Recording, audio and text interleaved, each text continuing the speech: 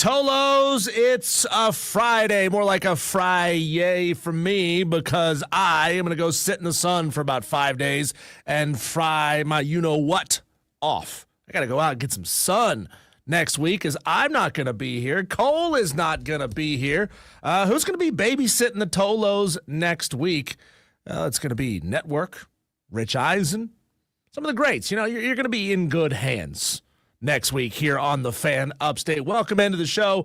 It's Wire to Wire with Diesel Sands. Cole Bryson today. He is, well, I guess at the moment he's probably in the air or has just landed in Nicaragua. Now, I got a bone to pick with Cole about going out of country and being out of country for the 4th of July. That just doesn't feel like the most American way to spend your 4th of July, but he is down there doing great things. He is on a mission trip, building churches, you know, making a positive impact on the world. That's probably more than anyone can say for most of us selfish Tolos who are just staying at home, hanging out by the pool, which, well, you know, that's going to be me next week. It's Wire to Wire with Diesel and Cole Bryson, and you Tolos can always, of course, be a part of the show at 844-326-3663, 844-FAN-PHONE. That's the Hub City Spartanburgers text line. The text line is open, and today, I know some of you Tolos are going to be ecstatic about this. Some of you are going to shift in your seat and feel a little bit uncomfortable, but the ban on Dewey calling into the show has officially been lifted. He placed a bet with Cole, lost, and he was banned for 4 days. And now that Cole's not here, he is free to call back in. Got 15 of you Tolos already watching the stream. It's been less than 2 minutes, and we're on the air. And you guys are piling in to the web stream. So Facebook, Twitter, and YouTube. You can jump in there and be a part of the conversation. The best part is that your comments show up on the screen. Used to be that, you know, you would only be able to see comments that were coming on the same platform that you were on. And our Tolos, you know, we give you a million different ways, so 3 different ways. We give you 3 different ways to tune in and watch the show on Facebook, Twitter, or on YouTube. Just search for the Fan Upstate on any one of those. Hit that subscribe button, like the page, follow, whatever it may be on that particular platform. But you could only see comments from other Tolos who are on the same platform as you. Now, with this new feature, we spread the love. That's what we're all about here. And speaking of spreading the love, got a big show for you today here on the Fan Upstate. Coming up at 3:40, Kristi Dosh at SportsBizMiss on Twitter. She is all over some of, well, let's call them the less than above board developments in this House versus NCAA settlement. Some predatory loans, people going after some of these players who are expecting some money, trying to cash in and essentially get their money for 10 cents on the dollar. It's a wild story how this has developed. She's coming up at 3:40 on the show. Also at 4:20, Bob Nightengale, USA Today Major League Baseball columnist, president of the Baseball Writers Association of America, and a Hall of Fame voter. He's going to join us at 4:20. Of course, the audio blitz, the leaderboard on today on the PGA event going on in Detroit. And at 5 o'clock, Shane Connick from the Charlotte Observer. He covers NASCAR. He covers really all things college sports in the Queen City. He's going to join us at 5 o'clock. And, of course, Friday Fives at 5:20. You'll have a chance to call in and gas up whoever and whatever it is you want, whether it's a major sports achievement that you were just blown away by this week, or maybe it's something going on with you personally. We want to hear that. You know, we want to give you a chance to highlight some of the good things going on in the sports world or in your world. So much negativity out there these days. You know, the if it bleeds, it leads concept. We don't necessarily always believe in that. So we want to shout out the good things. And, of course, coming up in the next segment, getting into the situation with Ace Bailey, the Rutgers guard who is projected to go inside the top 3, or at least projected as a top 3 talent in the NBA draft, who fell to 5, which isn't falling far, but he went to a team that he wasn't necessarily super psyched to go to. And are we looking at a possible rookie holdout situation in the NBA, diving into that story, what the fallout could be, should be, how the team and the Ainge family should handle that situation, and I want to get your thoughts on that as well. Of course, as always, 844-326-3663. The Hub City Spartanburgers text line is the same number. Get into the show any way you want to here today on a Friday. But as we start looking into the 2025 football season, whether it be college or pros, we're entering that talking season, right, where we have to start projecting, have to start rubbing our crystal balls, if you know what I'm saying, and see what's going on and what could happen with some of the biggest and newest members of the sport. I want to go through a handful, 5 or 6 guys in the NFL who I think will probably end up making a huge impact as rookies, maybe relative to the concept of a rookie impact, because not all of them are going to be featured quarterbacks or featured backs or whatever it may be for their respective teams. Who do you think is set up to have a monster rookie season in the NFL? Call in and let me know. I'm going to start with, of course, some of the obvious ones, right? Travis Hunter, who is now the newest Jacksonville Jaguar. Travis Hunter, impact player on both sides of the ball, right? I think he could certainly step up and be massive on both sides for the Jacksonville Jaguars. Now, where he's going to be sorely needed is on the defensive side of the ball. I don't know what his proclivities, where they might take him as a rookie for the Jaguars. I know that he wants to play both ways. I know that he wants to probably do kind of a 50-50 kind of split, but where the team needs him is going to be on defense, because sucks would be a nice way to talk about the Jacksonville Jaguars pass defense in 2024. They had the worst pass defense in the entire NFL last season, 4,605 passing yards, the most of any team in the NFL. That is a huge point of contention for the Jacksonville Jaguars and that coaching staff.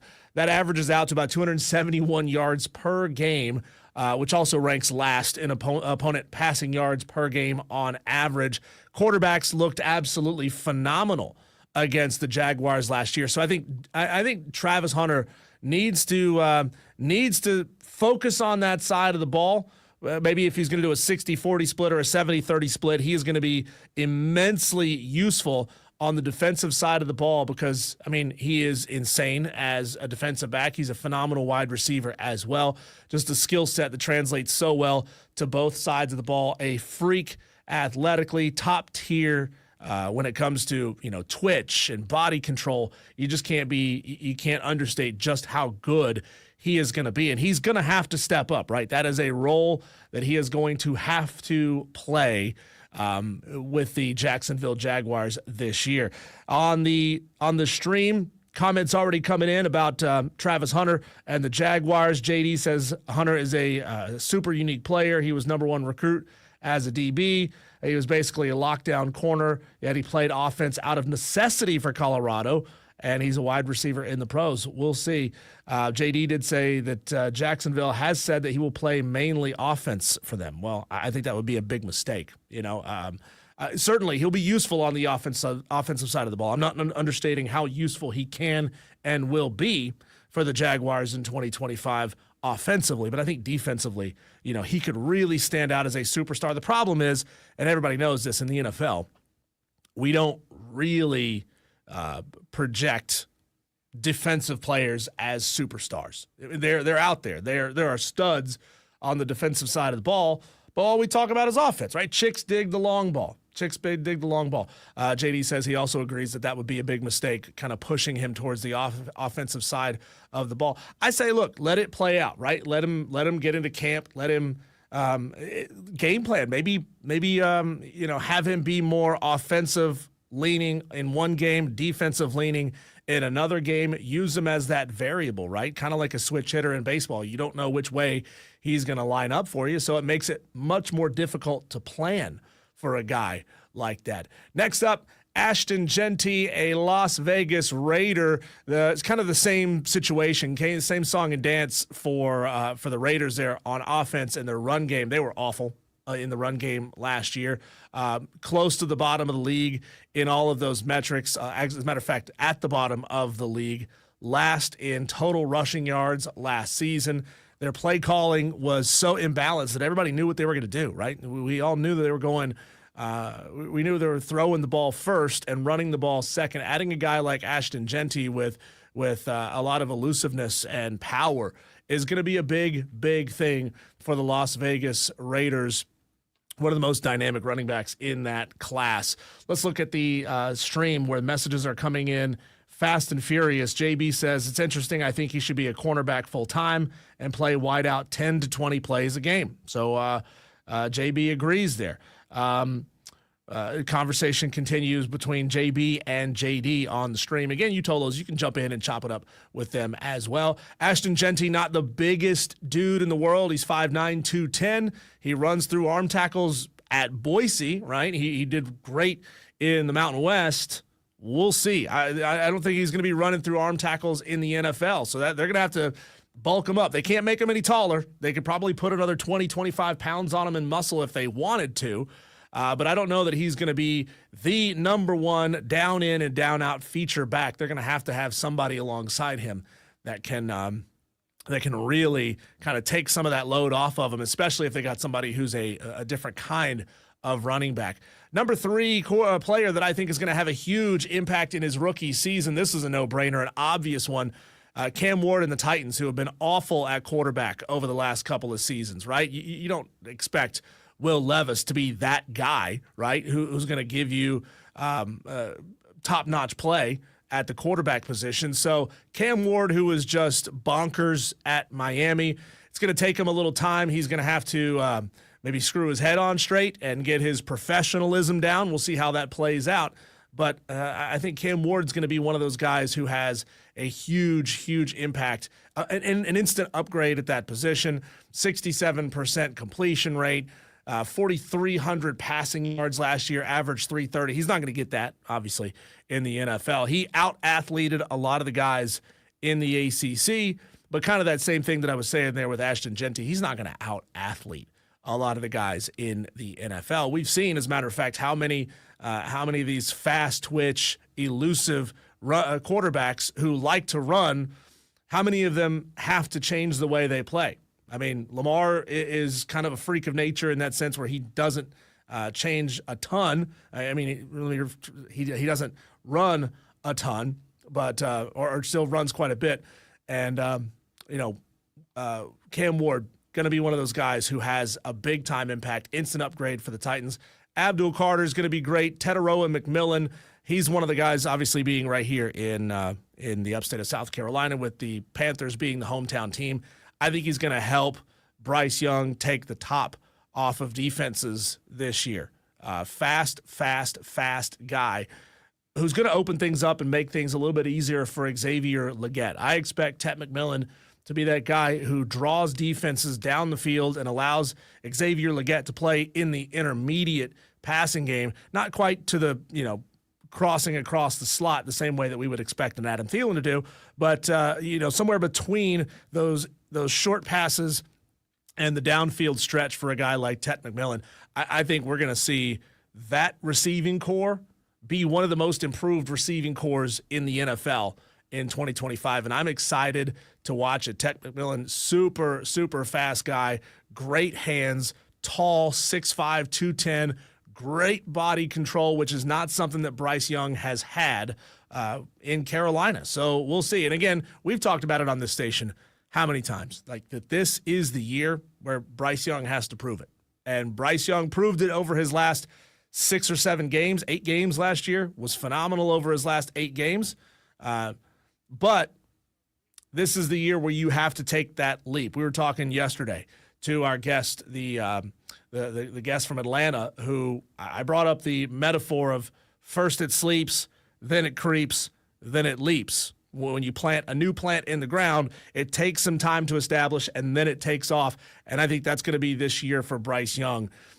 Top half of the NFL, maybe still kind of in that middle pack, but on the upper middle, if that makes sense. That's what I think Bryce Young is going to be this year, and I think Tet McMillan is going to be that guy who changes things for him. Maybe Hunter Renfrow hangs around for a couple of years and sort of gives them a younger version of Adam Thielen across the middle. That would be sort of best of both worlds with a guy like Bryce Young, and Tet McMillan certainly helps out. Let's see. Texter says, is it that bad when you said chicks dig the long ball? I immediately thought of the Nike commercial with Greg Maddux and Tom Glavine. No, nothing wrong with that at all. It's Wire to Wire with Diesel and Cole Bryson. Dewey says, they should give your award to Rob Brown since he will be on the air next week. Well, Dewey, I know you ping pong back and forth between what you hate today. Like sometimes it's this sucks, then tomorrow it's that sucks, and then the other day it's something else sucks. And Rob Brown takes vacations too. So when he takes a vacation, I guess we deserve to get the award back. Looking at the stream, JD says Bryce Young seems to have his confidence back, and that is a huge mental aspect for quarterbacks. Well, yeah, I mean, he played with joy for the first time as an NFL quarterback last year. Think about his rookie season in the first half of 2024. Think how many times we saw Bryce with that sad, sallow look on his face because he was in over his head, right? He didn't have any pieces coming from Alabama where you got everything you could possibly need and it's better than what everybody else has got. And then you get to Carolina and you got a Yugo to drive, right? He's used to driving a Porsche. Carolina gave him a Yugo. And he's like, man, this sucks. This is not fun. And then finally, by the end of the last season, we saw them getting some upgrades, right? New tires. They dropped a new engine in there. All of a sudden, it's got an LS1 motor. And things are starting to pick up. Offensive line, still going to be an issue. I think Bryce still going to take a lot of sacks this year. JB says, I'll miss you guys for 2 weeks. Y'all be out of town next week, and the week after that, I'll be out of town at Disney World. Well, bless you, JB. Going to Disney World. I assume taking the kids, because if you as a grown man are going to Disney alone, oh, that's strange. That's strange. Disney adults freak me out. Anybody else? Disney adults, the ones that still like go out on the town wearing Mickey Mouse and Donald Duck t-shirts and going to Disney. You couldn't pay me enough to go to Disney. I think I went once when I was a kid. And I know that it's dramatically expanded from there.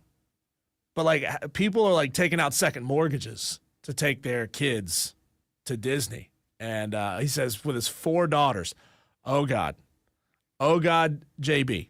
I don't know if they'll let you take in an electric scooter, but I think you're going to need to find a way to sneak one in, right? Just put it under your arm, put it under your trench coat, walk in, and see if you can ride around this park. Because I know everybody who I ever hear says that they go to Disney, they say they come back brutally sore from all the walking and brutally sunburnt from the ridiculous sun. So grab one of those long sleeve fishing shirts, something. You got to keep that sun off your skin. So bless you, JB. I'm feeling for you. Let's see here. It says, big question for the Panthers. Can the offensive line keep Bryce Young off the ground? Yeah, that's going to be the big question. They did address the O-line last season, but he still took a lot of sacks. So continued upgrades, continued improvements, drop that number of sacks down, by 5, 6, 10, and then maybe we're in business here. We're talking about a Bryce Young that can elude pass rushes. He gets enough protection and can elude pass rushes when he doesn't get it, and give us a better season in Carolina. Because by God, I know that our audience is split between every NFL fan base you could possibly think of, but Carolina is the hometown team. That's my hometown team.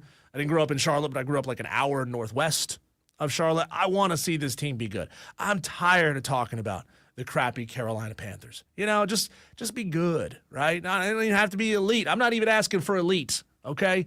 Just be good. Go out there and win 10 games. Can we make that happen? 10 games would be one heck of a ceiling for the Carolina Panthers in 2025. Again, coming up at 3:40, Kristi Dosh at SportsBizMiss on Twitter. A fantastic fantastic guest. I can't wait to have her on. You've heard her on these station airwaves before. Kristi, going to be coming your way at 3:40, but on your way next, oh, buddy, the number 3, depending on who you ask, prospect in the 2025 NBA draft hasn't gotten on a plane to go report for his new team. What's going on with Rutgers ace Bailey? That's coming your way next.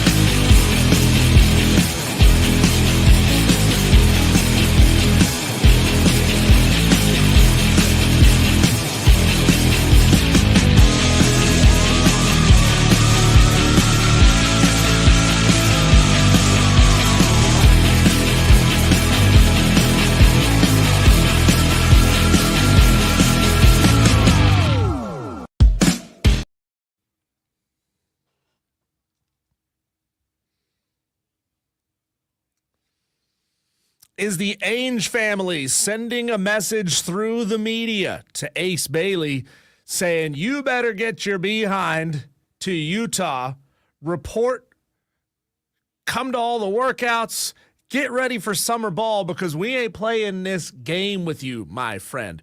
Here is Brian Windhorst on with Scott Van Pelt. Fantastic show. Brian Windhorst, great reporter. And this is the message that is being sent probably directly to the Bailey camp on just how, just what the consequences might be if he chooses to try to hold out. What's going on in Utah? Ace Bailey's selected there, and look, I like him maybe more than others do. He can really play. He can really make buckets, but there's so much question about does he want to be there? Like, what's your sense of that? Okay, so he very clearly was trying to guide himself to certain places in the draft, and he very clearly didn't have Utah on that list. Now, Jonathan Gavoni reported earlier that at least one of the teams in the top 5 was told, and maybe more than one, but we know at least one was told, if you draft my client, he is not going to report. Okay, he did not go to Utah today. Walter Clayton, their other first-round draft pick, did go to Utah today. Now, the Jazz have said that's not an issue. They allow their players to go, their new players to go home. But he will be expected to be there on Monday when their summer league training camp begins. So let's see. But one thing I will tell you with confidence, Danny Ainge and his son Austin are not going to bend here. They are not going to get pushed around. They do not care with what this situation might bring. So the idea that they are going to pressure the Jazz into something I don't think will be successful for Ace Bailey and his operation. But let's see how the next 72 hours plays out. A lesson in entitlement is about to be learned here from the Bailey family. And, you know, Danny Ainge, of course, has his phenomenal track record of bringing the Celtics back. He has shown that he can do it. There is no risk that Danny Ainge and his son Austin are going to be removed from power in Utah. They're in it for the long haul. And if Ace Bailey thinks that he's going to hold out and get this team to trade him or move away from him, he is sorely, sorely mistaken. And this is where Adam Silver is failing these young men in the NBA. Failing them and helping them grow up because, I mean, how many ways do we have to say? We've got a generation of entitled athletes who have never been told no in their lives. They've been told since they were in middle school, hey, you're going to be great. They get to high school, hey, you're the best that's ever been at this high school. You go off to college, you're the greatest. You're going to go top 5. You're going to go number 1. You're going to get to pick and choose. You're going to get to decide. You're going to get to control your future. They've been able to control everything they've ever wanted up to this point, right? You got transferring now rampant in high school. You got transferring rampant in college. Of course, they're making ridiculous sums of money to go play college ball. I mean, could you imagine being an 18-year-old kid with a couple of $1 million in your bank account? I don't know what Ace Bailey is worth, but I'm sure it's a lot. Right? Like, you try to tell me if I'm 18, 19, 20 years old and I'm driving around campus in a G-Wagon that I'm not going to get my way going forward. I'm not going to believe you. I'm going to believe that I can control everything I want to. And when you've got a camp of people around you, whether it be your agents, your representatives, your parents, aunts, uncles who are in your ear telling you this, that, and every single day, you're going to have to learn the hard way. That you don't control things. You don't run the NBA. You don't get to decide where it is you go. Now, you can blank around and find out the way that Shadur Sanders did, and then you can get embarrassed on national TV when you set up a booth with your brand everywhere. This idea that I'm going to go top 5. I know where I'm going to go. I get to control these things. No, you don't. No, you don't. And learning that you're not in control of those things is the life lesson that a guy like Ace Bailey needs so desperately. So desperately. What do you think, Tolos, those of you who are following this situation? JD says, I sense the Jazz and Ace Bailey are about to have a tremendous struggle of power. Ace doesn't have any power. He doesn't have any power. And this is where Adam Silver needs to put a 1-year suspension on any player that refuses to sign their rookie contract. Like, you got drafted top 5, bro. You're in the NBA. This is the dream. This was a dream to get here. Now the work begins. Everything you've done up to this point in your life is to get in the league.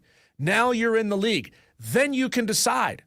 A couple years down the road when your rookie contract runs out, then you get to decide. Maybe you discover that playing in a smaller market like Utah or wherever it may be, insert any other small market team in the NBA, maybe you learned that this is the best possible thing for you.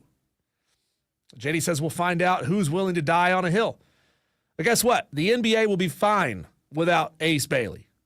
The NBA will be fine without him. The Utah Jazz will be fine without him. They're not going to shutter the doors of the arena. They're not going to fold up shop. They're not going to move the team somewhere else where the name Jazz makes even less sense than it does in Salt Lake. I don't know if you know that about the people of Utah, not the jazziest folks in the world, but they're not going to do that. This is a well-established team that makes a lot of money for the ownership. They're not doing that. So I find this whole situation with Ace fascinating. And we've seen it many times over the years with elite college athletes and players who think they can hold out and think they can decide where it is they're going to go. Some of them with varying degrees of success. You look back at the Kobe situation, who was drafted by the Hornets, though there's reports that deal to make him a Laker was in place before. So it was just kind of a formality, like, yeah, he was going to get picked up by the Hornets, but then he was going to get traded. You look at Eli Manning, who was the number 1 pick in 2004, who said that he absolutely did not want to go play for the San Diego Chargers. Why would you not want to play in San Diego? It's beautiful all year round. Yeah, the team stinks, but like the weather in New York sucks. And the Giants, granted, he took him to the Super Bowl. They weren't great for his entire run. Okay. You could have done that in a beautiful city in Southern California. I don't get the entitlement of some of these players, right? Like you get to the league, you make your decision. Couple years down the road, do I still love being here? Do I not? Then you get to chase the bag.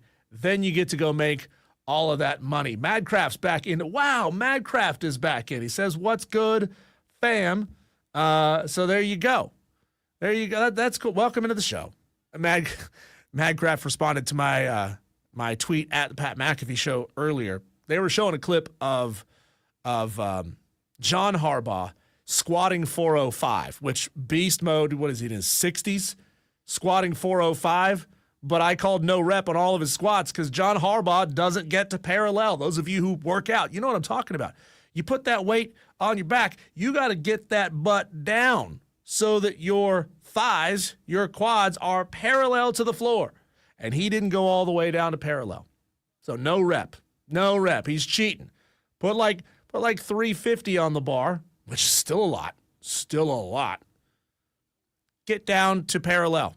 Then you got a good rep. Let's run off to break because when we come back, Kristi Dosh, who is a fantastic sports business reporter, we're going to get deep into this conversation, the weeds of House versus NCAA, the settlement money that's due to college athletes who played before NIL became a thing, and some of the predatory tactics that some companies are using to try to rip these players off. Into that conversation with Kristi next.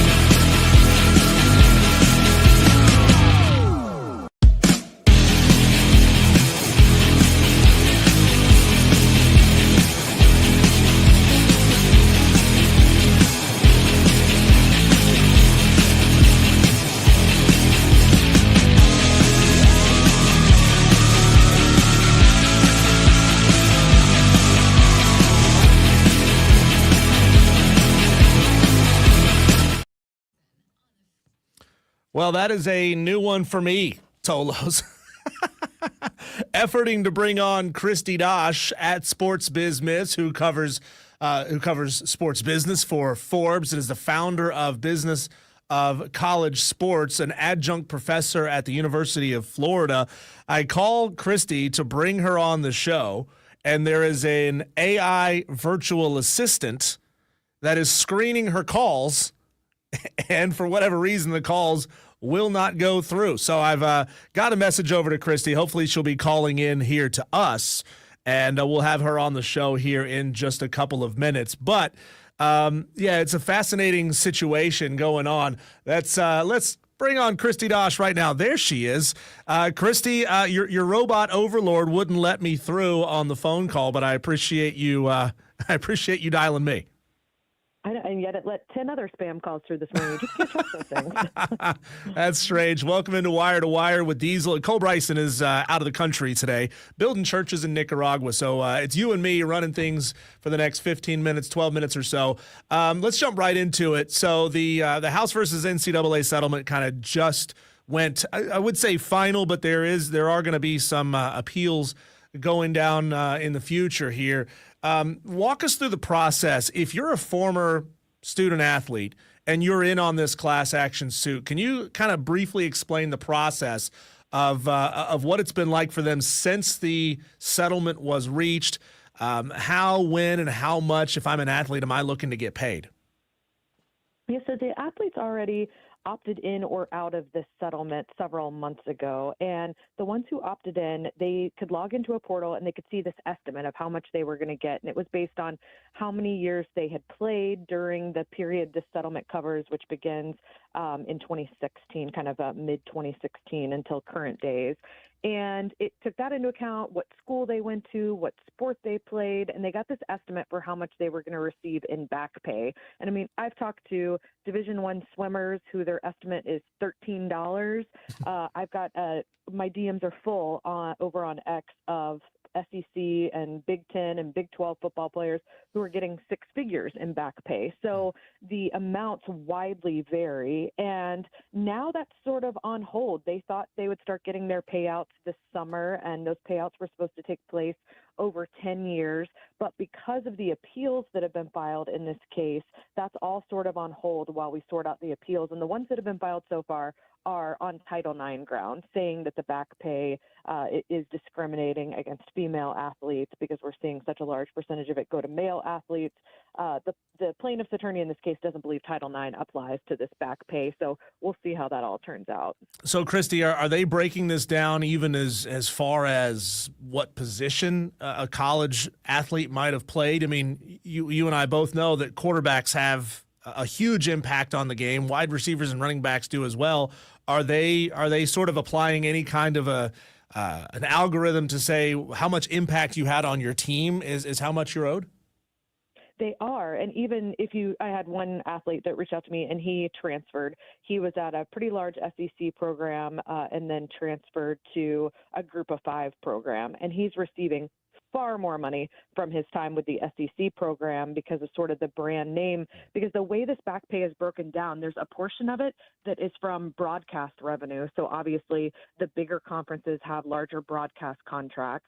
There's a portion of it is what they would have made on video game revenue. And then there's a portion what they would have made if they were able to do NIL prior to 2021 when the rules changed. So if you played from 2016 to 2021, you weren't getting NIL, but you probably had, unrealized NIL value. And so they had a bit of an algorithm that figured that out. They also were getting some reporting from the schools about the types of NIL deals these athletes were getting once 2021 rolled around. And athletes could also submit documentation of the NIL deals they had done from 2021 on to sort of prove their value. And so it's not just about what school you went to and what sport you played and what position, but also, somebody like a Livy Dunn, who I believe opted out of the settlement, but, someone like that who has a huge social media following and has been making enormous amounts of money on NIL would have been getting a larger portion of this back pay based on their NIL value. Talking to Kristi Dosh, sports business reporter for Forbes, and you put out an article just a few days ago about a really disturbing situation we're seeing with it feels like television, daytime TV. Are you injured? Call us and we'll help you with a settlement. Companies that are trying to essentially take advantage of student athletes. Can you go into that a little bit? Yeah, it's been really frustrating, and they all look a little bit different. The first one that I heard about was a company that was offering to buy the claims from athletes so they could sell their claim and get money now and not have to wait through these appeals, which could take, frankly, months or years. It's hard to tell. With the current appeals, attorneys seem to think we could get through those by early 2026. But if more appeals are filed, it could be even longer than that. And so I understand athletes wanting to get the money right now, but this company is offering them 10 cents on the dollar. And the first athlete who came to me, his estimate in that portal was $150,000.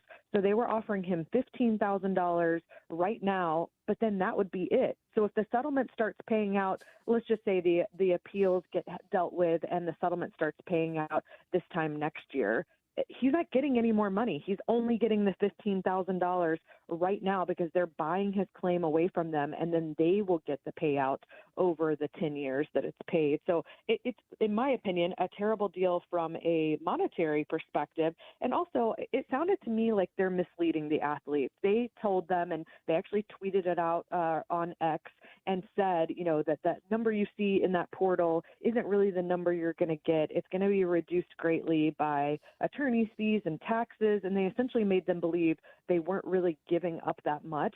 But I spoke with the plaintiff's attorney and got a quote from him for the story I was writing. Attorney's fees were already taken out before those estimates were given. Unless the judge were for some reason decide that the plaintiff's attorney should get more than they asked for, which is unusual and unlikely to happen, that number isn't going to change. And yes, they're going to have to pay taxes, but they're also going to have to pay taxes on what they're getting from this company. So would you rather pay taxes on $15,000 or would you rather get your $150,000? Yes, you're going to pay more in taxes on the $150,000, but you're going to take home more too. So it's been frustrating for me to see that. And now I've seen a couple of companies that sort of specialize in advancing you money for a settlement. So this would be more like those payday loan places that used to be in every strip shopping center, where they'll give you a portion of it now, and then they're going to get a percentage of everything you receive going forward. Those deals were slightly better. You were going to come out better than the 10% that first company was offering, but it's still not a great deal. How do you get a sense of how widespread some of these offers are? And the company is called Phoenix TF LLC. Do you get the sense that thousands of athletes have been offered this deal, or has it stayed relatively small? It's really hard to say. I ended up commenting on this X account that was putting out the information, and then athletes saw that I had commented and started DMing me, asking me if I had seen the contract, if I thought it was a good deal. I've had dozens of those DMs now, so it's hard for me to tell how far it goes beyond that. Several of them have told me, well, hey, my teammate already signed it, or my teammate found this other company and here's the deal they offered, which is how I've started being sent these other contracts. So it's tough to say, but I have had conversations with the plaintiff's attorney now. They are monitoring this. They are trying to get information out to the class members. They have a greater ability to push that out than I do because they have the contact information for all of them. So I don't know if they have, done an email blast to them, sort of warning them about these types of companies.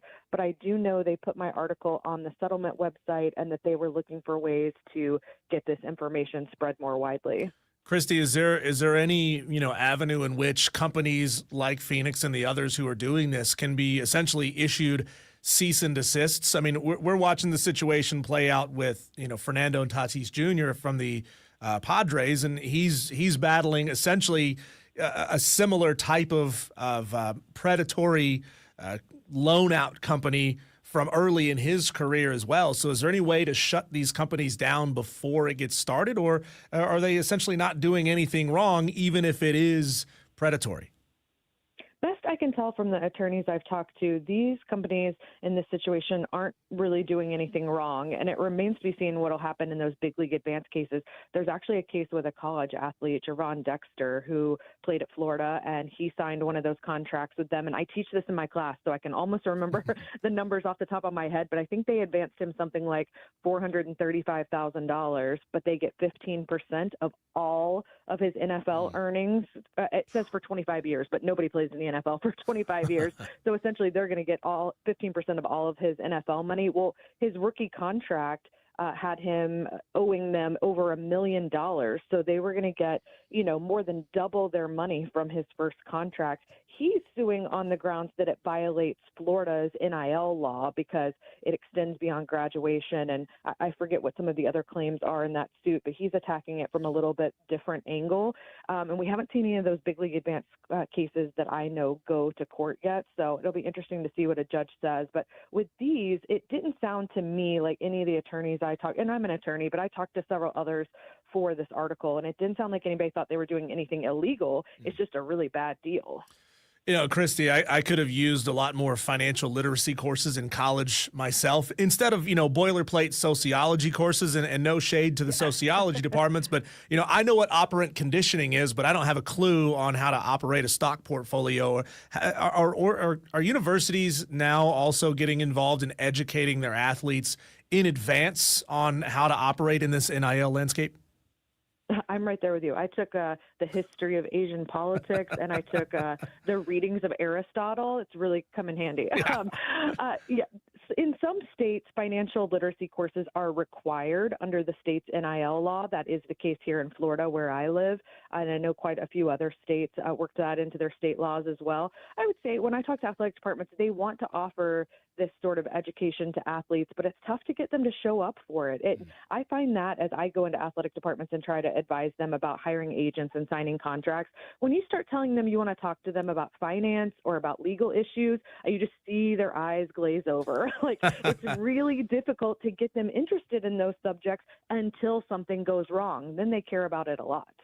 Kristi, really appreciate you. That's Kristi Dosh, sports business reporter for Forbes. She literally wrote the book on how athletes can manage their NIL valuation and compensation. Can you briefly tell us about that book? And as you just said, it's hard to get them to pay attention until something goes wrong. How can you circulate that information out even more? Yeah, so I wrote a book called The Athletes NIL Playbook, and it's really based on conversations that I've had with athletes and parents over the last 4 years since NIL began. And really, I try to make the point that NIL is available for all student athletes. We hear a lot about men's basketball and football, but really there's opportunities for athletes at every level. I have Division 1, 2, and 3 athletes profiled in that book who are doing incredible things with their NIL opportunities.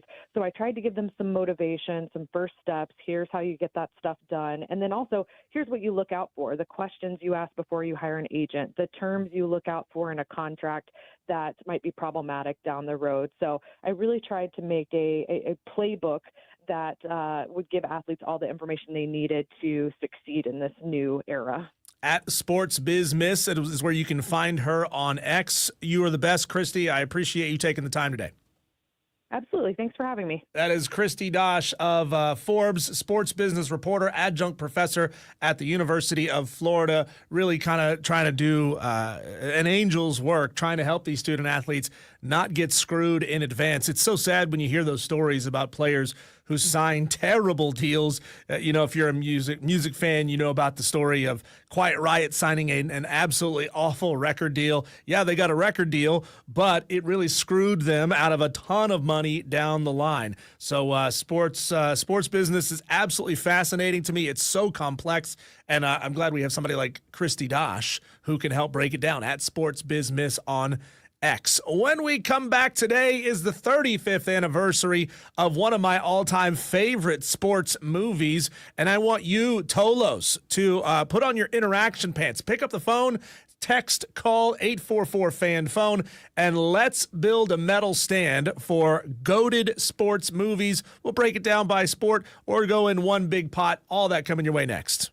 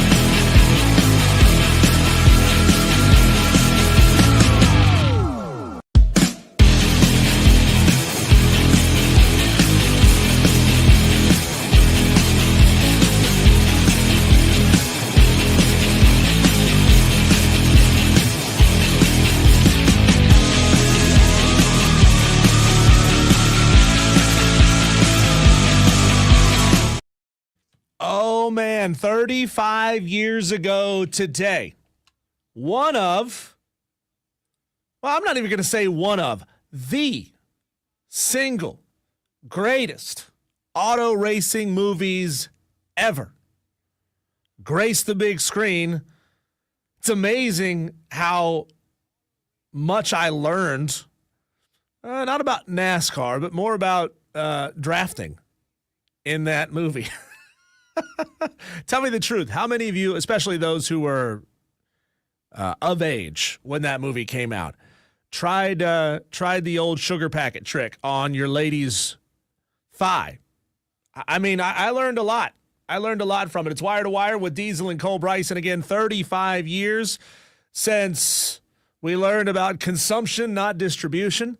35 years since, I fell in love with Nicole Kidman. Who didn't in that movie? The big, poofy, curly hair. Oh, what a dime. I loved that movie growing up. I remember being a kid going to Carowinds, and there was the Days of Thunder simulator at Carowinds, and lines, hundreds of people deep to go ride this simulator. It was absolutely incredible. And you go in, you're in this huge movie theater. Like as a kid, it felt like it was huge. It felt like the size of a football stadium. It was probably like 200 people. But they had these simulator chairs. Why isn't that a thing anymore, right? Why have we gotten rid of the simulators? You went in, you sat down. For some reason, I think they made you put on a seatbelt, if I'm wrong. Does anybody remember if the Days of Thunder simulator ride at Carowinds had seatbelts? Anyway, you get in this thing, and it plays out the scene where Cole Trickle is like moving his way through the field. He's zip-zopping left. He's going right. So the chair would just like raise up and you would feel it start to rumble. And then you're going left. And then you're going right. And then you're slamming on the brakes. It was phenomenal. I absolutely loved it. JD says, yes, there were seatbelts on this thing. It was great. And who didn't love Harry Hogg? Who didn't absolutely hate Carrie Elwes being the Hardee's driver? I mean, what was great about it is he was doing to Cole what Cole did to Rowdy, and we hated. God, I can't even remember his name now, but the driver of the Hardee's car. We hated him for it. And look, it's not his fault, even though he was a bit of a cocky young jerk. It's not his fault that Cole Trickle got in an accident. It's not his fault that he drove headlong into a wall of smoke and ran into other cars. He just had to step in and do his thing and make some money for the team. But, yeah, it was great. It was great. I mean, the beach racing scene where you got these two drivers who hate each other, the established vet, the young whippersnapper, and they got to get to dinner on time. And they can't stand to let the other one drive the car. Russ Wheeler, thank you. Appreciate that. Great NASCAR name, too, if it was a real name. Just a phenomenal movie, and I absolutely loved it. It's one of my formative moments as a kid when that movie came out. I absolutely loved it. And they are making, rumored to at least be making a Days of Thunder 2. I don't know if I genuinely, generally dislike the 20, 30 year later sequels. Because it's the trend in Hollywood now to sequel movies that were really popular, that were phenomenal movies in their own right. Now let's see what they're up to. Or, God, the Cobra Kai was a Netflix show. I hate it. I hate it. At first, I loved the concept, but then they made it all about the kids, and I don't care about the kids. See, I love Daniel and God, blanking on the name. The guy that he had to fight, Johnny. I love their rivalry. That's what I want to see. I don't care about the kids. So if Days of Thunder is about Cole Trickle as now a team owner teaching some young hotshot kid and trying to do the same thing for him that Harry Hogg did for Cole, I don't want to see that. I don't want to see that. Like, what's wrong with just having something be perfect, standalone as a monolith of a movie, and not ever try to change it, not ever try to adjust it? Because people will always hold the sequel, those who see it, will hold the sequel against the original movie. And I don't get down with that. I don't get down with that. JD says if they do a sequel, Tom Cruise better be the crew chief. It's paint by numbers. I have faith in Tom Cruise to do it right because Tom Cruise might be our last great movie star. I don't know that there's another one like him. Like, even Stallone doesn't have that same panache anymore. Like, I saw the later Rocky movies with Stallone as the coach. I mean, see, it's such a trope thing to do now, right? You had the young athlete, now they're the manager. They're trying to teach a kid. They did the same thing with Karate Kid. So I'm just, if I have faith in anyone to do it, it's Tom Cruise. But I don't have a whole lot of faith in that movie. It also doesn't work if they try to pretend like it's just a continuation of the same story. Like, we can see with our own eyes that 30 years have gone by. Tom Cruise looks 30 years older. Well, no, not him. He's a vampire. But, like, Adam Sandler looks considerably older than he did in Happy Gilmore. So if they try to pretend, that it's been like 2 weeks and here's Happy out at the next event, it's not going to work for me. Like, we're all smart enough to see that. Dewey says Cole hates hot dogs. Diesel hates children. Well, I don't have any, so I don't know yet. Kids are fun. Like when you go to a birthday party and you hang out with that kid for like an hour and a half, which, by the way, I'm doing that later this evening because it's my niece's birthday party. You hang out with them for like an hour and a half while they're happy and in a good mood. Then you go home and the parents have to deal with that. That's the fun side of hanging out with kids. But I don't know. I don't have my own kids yet. I have a dog, which is basically the same thing, right? Raising a dog, basically the same thing as raising a kid. But anyway, I digress. The point of this entire segment, Tolos, is for you to call in at 844-326-3663 or text in on the Hub City Spartan Burgers text line and help build a list of goated sports movies. And if we want to go 3, like a medal stand, cool, we can go 3. And here's the deal. I'm going to read every text, and I'm going to let you, Tolos, reject or veto some of the movie lists that came in. So how about that? I'll start there with, how about with auto racing? Okay, auto racing, kind of the hardest category because there's not a ton of great auto racing movies. It's like the least served of all of the genres of sports movies. There's so many baseball movies. There's a ton of football movies. Ton of basketball movies. Not for a while there, though. Like in the 90s, basketball movies were everywhere. I'm not counting Teen Wolf. I mean, even though basketball is being played in Teen Wolf. But in NASCAR, I'll go my 1, 2, 3, and I will allow you, Tolos, to bump one of my 3 off the list if you choose to. If you can make a strong enough case that your movie is better than one of these movies. Like, I've got my own opinion. Everybody thinks their own list is better than everybody else's, but I'm willing to let you, Tolos, because I care about you. Tolo means turn on, leave on. Because you're so dedicated and so loyal, I'll let you bump 1 or 2 of them off the list. So here's my goated 1, 2, 3 list of auto racing movies. Number 1, Days of Thunder, no question. Number 1, you got a rookie driver working his way up. He's got to figure out how to be a professional. He's balancing love and testosterone and authority, not like an authority figures. And there's some laughs along the way. And it's a very early appearance from John C. Reilly.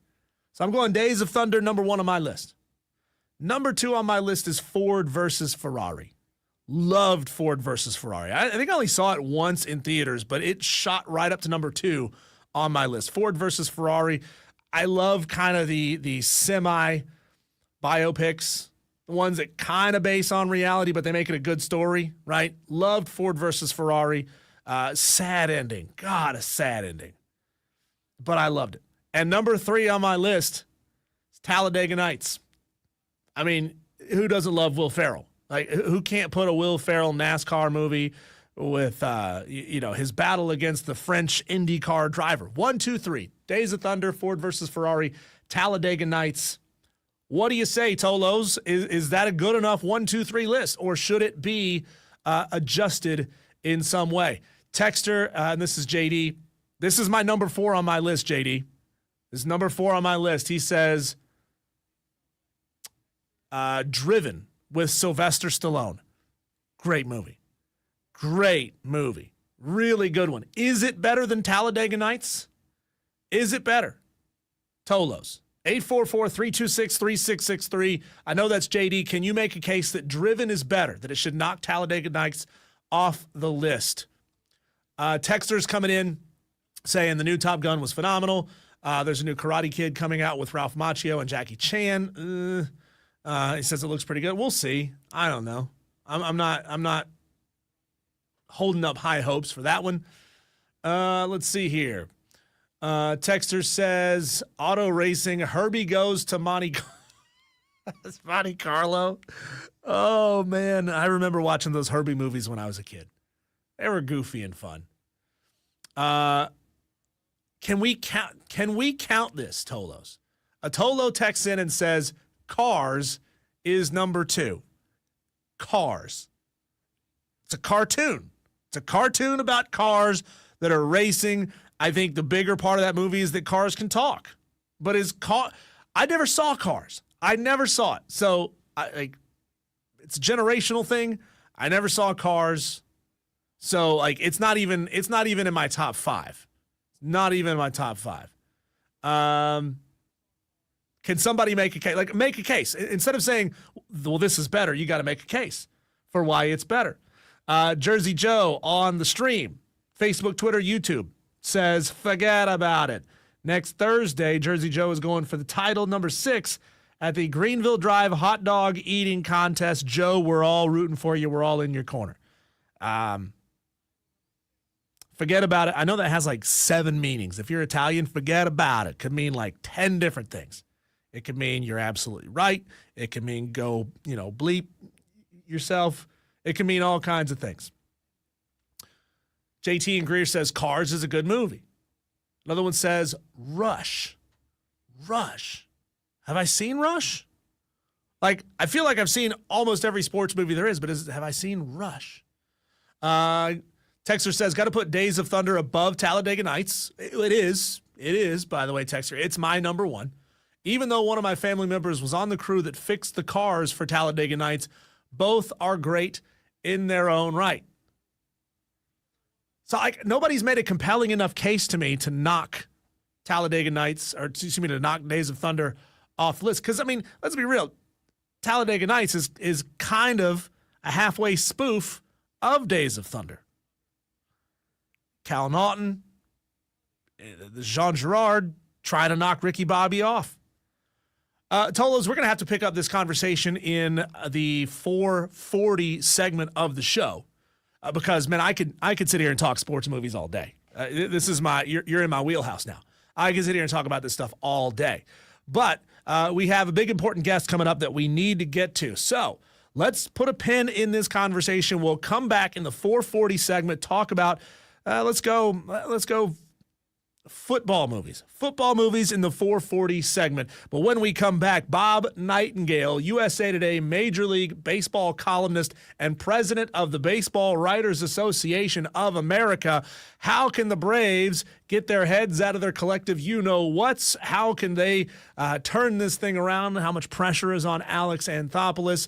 And the Mets, we'll talk about them. We'll talk about Shohei streaming and how it's affecting the ratings of Major League Baseball. All that coming your way next. Bob Nightengale on the other side of the break on the Fan Upstate.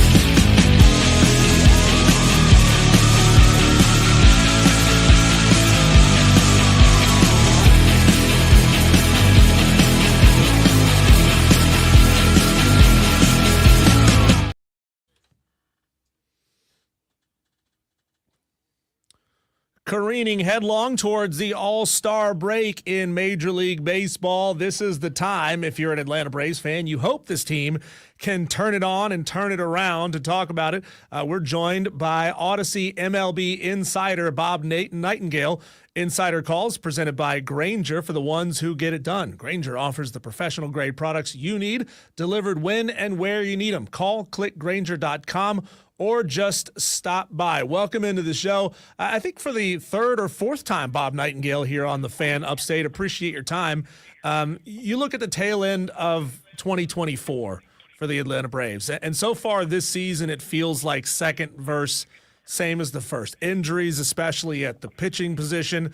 But we've also seen some regression from typically solid hitters. There was some early season conversation about Ronald Acuna being unhappy, but now he's back and he's not playing like it. The Braves enter the season with high expectation. What, in your view, is really the root cause for the struggles this year? Well, certainly the injuries, and that's kind of crushed them. Just haven't got going. There's been guys, a lot of position players have kind of underperformed, whether it's Olsen or Harris. Guys have stepped up too. But, just can't get that consistency. But I blame it more on the offense than the pitching. Bob, I know Alex Anthopoulos probably feels like the on-field lineup is fairly solid, even getting some really good play out of some of the call-ups like Eli White and Nick Allen. How much pressure is on Alex now to shake things up as we're heading close to that trade deadline, whether it be defensively or on the mound? Like who might be a trade partner willing to deal some arms to Atlanta? Well, I'm sure, Alex will be all over, guys like Sandy Alcantara, but, for makes more sense, at least a lot cheaper price. Go get a guy like a Zach Eflin, from Baltimore, if he's available. Can always, go to Pittsburgh and grab Keller, who's got 3.5 years left on his contract. If you just want to get, can even bring back Charlie Morton. I mean, Morton, you probably get him for, almost peanuts, really, if you take on his contract. So I think they want to get another starter in there, particularly with, Chris Sale going down, just to give him innings and nothing else. Insider Calls brought to you by Grainger for the ones who get it done. Grainger offers the professional grade products you need, delivered when and where you need them. Call, click Grainger.com, or just stop by. The Mets, now winners of 2 in a row. They were on their skid. Now they've won 2 in a row against those Braves that we just talked about. Wednesday night, Juan Soto really smacked them around last night. He did a great job getting on base, but it was really Pete Alonso and Jeff McNeil who did the damage. But the bottom half of the lineup for the Mets still struggling. It feels like if they don't get it together soon that we're heading for just another Mets skid, which, again, kind of feels like it repeats itself in most seasons. If you're Carlos Mendoza, what's your level of concern that this skid becomes a free fall? I've got to be real concerned, particularly that pitching staff. I mean, as a pitching staff, that looked like it was a abundance of riches. A couple of guys are going to come off the injury list. They're thinking, okay, should we trade some guys? And now they don't have that depth. Guys are dropping one after another. Saw Cannon go down last night. So, there's concern for sure. I mean, Philadelphia certainly has the best pitching in the division, arguably the best starting rotation in the entire National League. So, when they hit a free fall, it can open some people's eyes. Like, wait a minute now, these guys are vulnerable. Pete Alonso can be a very streaky player. So they need to get some, more reinforcements. They could use another bat. They can certainly use another arm in the bullpen.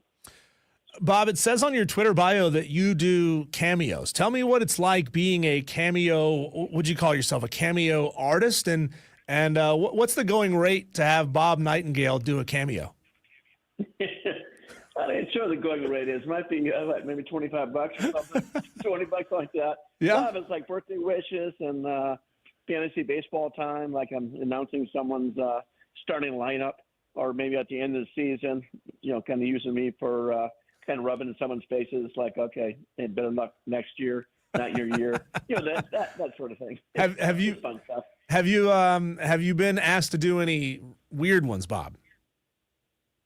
No, some kind of like insulting ones. They're not doing that, but not weird, but more like trash talking, really, more than anything. Bob, it's been about a month and a half since Rob Manfred caved to the pressure and removed Pete Rose from the ineligibility list. You know, Pete famously didn't want to go into the Hall of Fame posthumously, but and before we get into how you feel about it personally, about whether or not Pete should go in, is it disrespectful for Commissioner Manfred to go against Pete's wishes and, you know, start that process? I don't think so, because I think Pete would have wanted to get in there for his family. So I don't believe that. I've talked to Pete enough over the years. So yeah, I mean, it's a shame if he does get in, that'll be that way. But let's be honest. I mean, he was never going to be taken off the eligible list as long as he was alive. That was the way it's going to work. He violated baseball's cardinal sin. So the only way to get off it was unfortunately to die. And now we'll see what that Veterans Committee does, when they vote on Rose in 2 years. What was your initial reaction to President Trump essentially calling for him to be removed, or at least call for the exploration of it? Well, yeah, once he did that, I figured, okay, that baseball would kind of cave in and say, okay, we'll do what you want. We got other things, antitrust, visa problems, all kinds of stuff. We need his help. So, I was surprised he got involved. First of all, you don't think of him as any diehard baseball fan. So it'd be interesting. I do think that, people said, oh, okay, now he'll be in the Hall of Fame. I don't think he will, at least not the first time. That Veterans Committee, it's got about 5 or 6 Hall of Famers. And there's a bunch of Hall of Famers that don't want him in and saying, hey, he violated that, the biggest rule in baseball. How can you let him in? And if you let him in, and then you're going to open the door for everybody else. You're going to let Barry Bonds and Roger Clemens, even the guys who tested positive, like a Manny Ramirez and an Alex Rodriguez. Bob Nightengale, president of the Baseball Writers Association of America. How do you think that, thought process and feeling about letting guys, whether it be Pete Rose or Barry Bonds or other guys that broke rules, how do you think that changes over the years as some of the older writers start to age out and retire and new writers come in? Do you see it? Do you see those thoughts and emotions changing, or does it sort of become a back burner issue that young writers just won't care about anymore?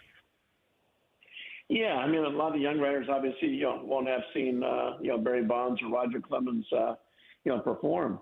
My line of demarcation, I always voted for Bonds and Clemens. I have never voted for Manny Ramirez or Alex Rodriguez. My line of demarcation was 2004. Like, it was a wild, wild west before they had testing. And it's like, you're not going to go 55 miles an hour on the highway if there's no, cops around or anything like that. And there was no one to police anything. It's almost like teams wanted guys to use PEDs to make their performance better. But once they put the rules in place, once there was testing, those guys were hurting their teams because they were missing time with suspensions. I mean, Alex Rodriguez cost the Yankees a playoff berth by missing the entire season. Bob, can you give us your thoughts on the Fernando Tatis Jr. situation, his lawsuit with BLA to void a contract that he signed as a minor leaguer, and how common are deals of that sort? Yeah, I think they're more common than we think. I think it's a tough case for him to win just because, he signed a deal. His dad's a major league, former major league player. So, he was, in on it too. They wanted the money for the family, got the money, and, he became a star. If he didn't become a star, he wouldn't be suing, that thing. So, yeah, I think they do that with more players than we think, particularly families that just don't have much money. So let me get a guarantee here. And, if you really believe in yourself, you're not going to sign it. If you don't believe you're going to become a star, you might say, what, let me get the free money here. And then, it looks like Tatis never thought he'd become this great of a player as he is. Do you think sort of loans like that are predatory for up and coming, rising Major League Baseball players? To give them a little cash now when they're afraid that as a minor leaguer they're not going to be able to make ends meet. No, absolutely. I mean, just don't know whether you make it or not. Tough to make the major leagues, and they're throwing that kind of money at you. Saying, okay, let me take money now. I'm not giving all my money away, but giving a significant portion. So, it's a little bit when the young player signs a long-term contract. if you outperform it, then it's like, oh, I wish I hadn't signed it. But if you underperform, it's like, oh, I'm glad I got that deal. So I think the same thing here. It's like, these guys were, all professional players in signing it, not like we're signing, 15, 16-year-old kids. And, you usually have to have a parent's signature on that same paper. Bob Nightengale is a USA Today Major League Baseball columnist and a Hall of Fame voter. Bob, streaming is great. It's done so much for the ability to spread more and more sports out to potential viewers. It allows for a ton of content to be out there. You can tune in and watch your favorite team from first pitch of the season to the final out for a fee. I would love to watch more Atlanta Braves baseball, but if you buy the streaming package to watch the Braves, it's $20, $25 a month on top of all the other things and platforms that people pay for. It just seems like streaming is getting so segmented and frustrating to the common viewer. Is Rob Manfred cognizant of that issue and how it's affecting ratings overall? And is he at all interested in doing anything about it? No, certainly cognizant of it. I mean, but ratings have gone up. Attendance is, I think that attendance is the highest since 2017. Ratings the same thing, highest in 7 or 8 years. But yeah, they're trying to get around that. They are lifting blackouts. Like if you live in Iowa, you're blacked out by about 6 different teams. So you're doing a good job, lifting those blackouts at least. So it's a start. Yeah, I've living here in South Carolina, we're blacked out from the Charlotte area teams with the NBA and MLS. We're blacked out for the Atlanta teams as well with the Braves, and it's a tough situation to put a lot of fans in who again don't want to add another platform to the things they get billed for every single month. Bob Nightengale, appreciate your time as always, and have yourself a happy 4th of July. All right, my pleasure. Thank you guys, too. Yes, sir. That is Bob Nightengale, president of the Baseball Writers Association of America, Odyssey MLB Insider. For the ones who get it done, Grainger offers the professional-grade products you need, delivered when and where you need them. Call, click Grainger.com, or just stop by. 844-326-3663. 844-FAN-PHONE is how you can call in or text in on the Hub City Spartanburgers text line. The comment section wide open on the stream, whether you're watching on Facebook, Twitter, or on YouTube. Texter says, no disrespect, but Bob would have to pay me for him to do a cameo. Just kidding. I think these cameos, especially guys like Bob, who is an authority in baseball and everybody knows Bob and loves his work, to have that guy or somebody, in that ilk calling in and saying that your fantasy team sucks and you're awful at this and you should quit and, go live under a bridge. That's a fun way to talk some trash to your buddies. So Cameo is a fun app, and I'm just surprised that he hasn't been asked to do anything weird, because you never know what people are willing to do for money. When we come back, let's jump back into that conversation of goated sports movies. I've got my top 3 when it comes to football movies, but I don't know that my number 1 is going to be on anybody's list. Nobody else has texted in my number 1. So your goated football sports movies and why, all right? You got to make a case for it. Don't just give me the name of the movie. Give me a reason why you love a particular movie so much. Back into that conversation on the other side of the break on the Fan Upstate 97.7 FM in Greenville, 97.1 FM in Spartanburg, and everywhere on the free Odyssey app.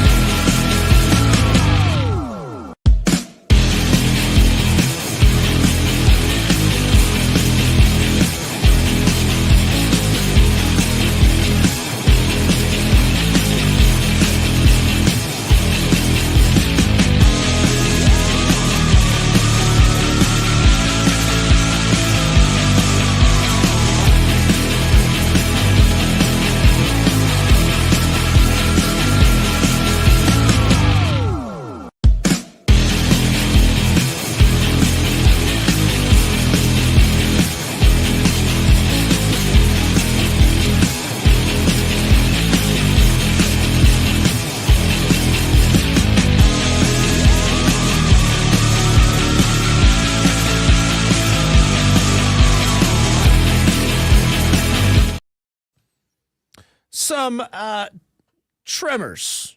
I wouldn't say earthquakes, not earth-shattering by any means, but tremors in the college football world when it comes to realignment. It appears imminent that the Pac-9, really, Pac-8, Pac-9, Pac-12, who knows? Honestly, they don't know either, are going to invite Texas State University into the conference. Do they know they don't have to invite schools that have the word state in the title? Because I think Gonzaga might be the only one that isn't. God, I know it's not on purpose. It's a coincidence. And that all of the major state schools that don't have the word state in the name of the school, they're already all in the Big Ten now, and they ain't getting those schools back. But like all of them are Boise State, Utah State, Colorado State, Texas State, Washington State, Oregon State.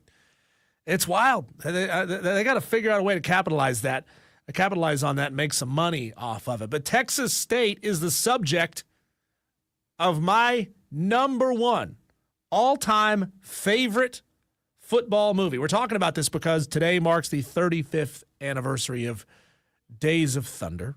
And that is, in my mind at least, the goated auto racing movie. Somebody did bring up Cannonball Run earlier on the text line. And I'm trying to see quickly who that was. They didn't sign their text. I don't think Cannonball Run counts as an auto racing movie. Even though there are autos racing. Isn't that more of like a chase movie, more like akin to a Smokey and the Bandit, Gone in 60 Seconds type of movie, which is its own category. And I love Smokey and the Bandit, love Gone in 60 Seconds, even the original when they drove that yellow fastback. Was it a Mustang 2? I think it was. No, I don't think it was a Mustang 2. It was before that. But anyway, I digress. Days of Thunder is amazing, and we should be putting it on a pedestal. We shouldn't be remaking or 30 years down the road sequeling great movies like that. And I think it's because Hollywood's just unable to market new movies to an audience that's never heard of whatever the concept is. Like, look at Marvel movies. They're flopping one after the other. This was like the juggernaut franchise, right? Marvel movies were supposed to make $1 billion every time, just print money. But Hollywood's struggling. They're struggling to find ways to get people back into theaters. And I guess dusting off legacy characters like Cole Trickle is how they're going to do it. I mean, it worked for Top Gun, but I think that's more because Tom Cruise is amazing, not that people are just clamoring to find out what's going on with Cole Trickle nowadays. Favorite all-time sports movies. Okay, I'm going to give you my top 3 list. And I told you earlier that nobody had nominated mine yet, and now Chris Arnett has just done so. Who else was it too? Jersey Joe on the text line. Both of them put Necessary Roughness on the list. And if you haven't seen Necessary Roughness, you gotta go watch Necessary Roughness. Phenomenal movie about the Texas State Armadillos, which in real life, they're the Bobcats, and I've been campaigning. Nobody listens, but I've been campaigning for years that Texas State University needs to change their mascot to the Armadillos. In the movie, Texas State was green, and they were the Armadillos, which is a brown animal. In real life, Texas State, their colors are bronze and garnet. That's the perfect color scheme for the Armadillos. Change it to the Armadillos. Maybe that movie just wasn't big enough. Maybe it didn't make enough money back in the day. Kind of a niche movie. But if you haven't seen it, it roughly follows the story of SMU and their death penalty. So here's a school that was really, really good. I can't remember in the movie if they had just won a national championship or something like that, but they had gotten hit by the NCAA. And their entire staff got fired. Most of their team was gone. And they had to bring in a new coach, and they had to convince this once great, now kind of older, washed up quarterback to come back. And he does. And it's Scott Bakula. Scott Bakula from Quantum Leap. Like, that dude was a huge star before that movie came out. It was the early 90s, right? Like 91, 92, I think, when the movie came out. Huge star. Sinbad was in it. Kathy Ireland was in it. Oh, Kathy Ireland, the kicker. They found her, like, kicking soccer balls on campus. And they brought her in to kick for the football team. You know, think about it. That movie was breaking ground years before any of the woke movements and girls can do anything. And they brought her in. Without Kathy Ireland and Necessary Roughness, there would have been no Little Giants. You can't have the star of a football movie be a girl unless you had a girl in a football movie and that people loved, right? I mean, would Ladybugs exist without Necessary Roughness? Another soccer movie where a boy dresses like a girl? I don't think so. I don't think America was ready for it. And Kathy Ireland, she did it. She did it. Love that movie. Also, if you didn't know, the actor who played Manu, the Samoan football player on that team, he passed away like a year and a half ago. A sad story. But anyway, I loved Necessary Roughness. It's Time to Party from Sinbad. Great film. Second on my list, We Are Marshall. Again, I love movies that follow.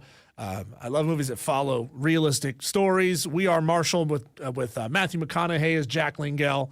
Great movie about, them bouncing back and taking 20 years to bounce back after that plane crash that took the entire team. And then number 3 on my list. See, this is where I'm a little torn on what my number 3 should be.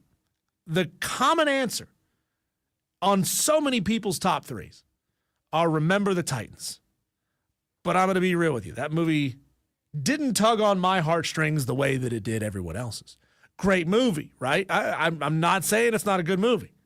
You got race issues where guys come from different social backgrounds and they figure out how to be a team together. I thought Denzel Washington was awesome in that movie. It just didn't tug on my heartstrings the way that it did for a lot of people. So my number 3, and again, this may be just a generational thing,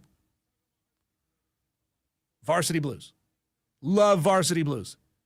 Teeter, what's on the glass at the Ilano Club, the scene where they find out their teacher is doing extracurriculars after school.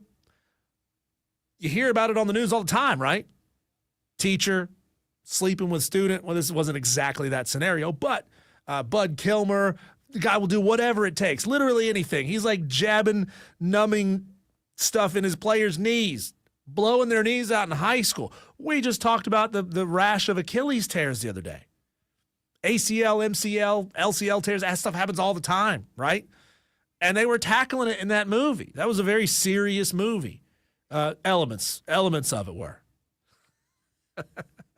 Love that movie. Waterboy also on my list. Tolos, what is your goated football movie?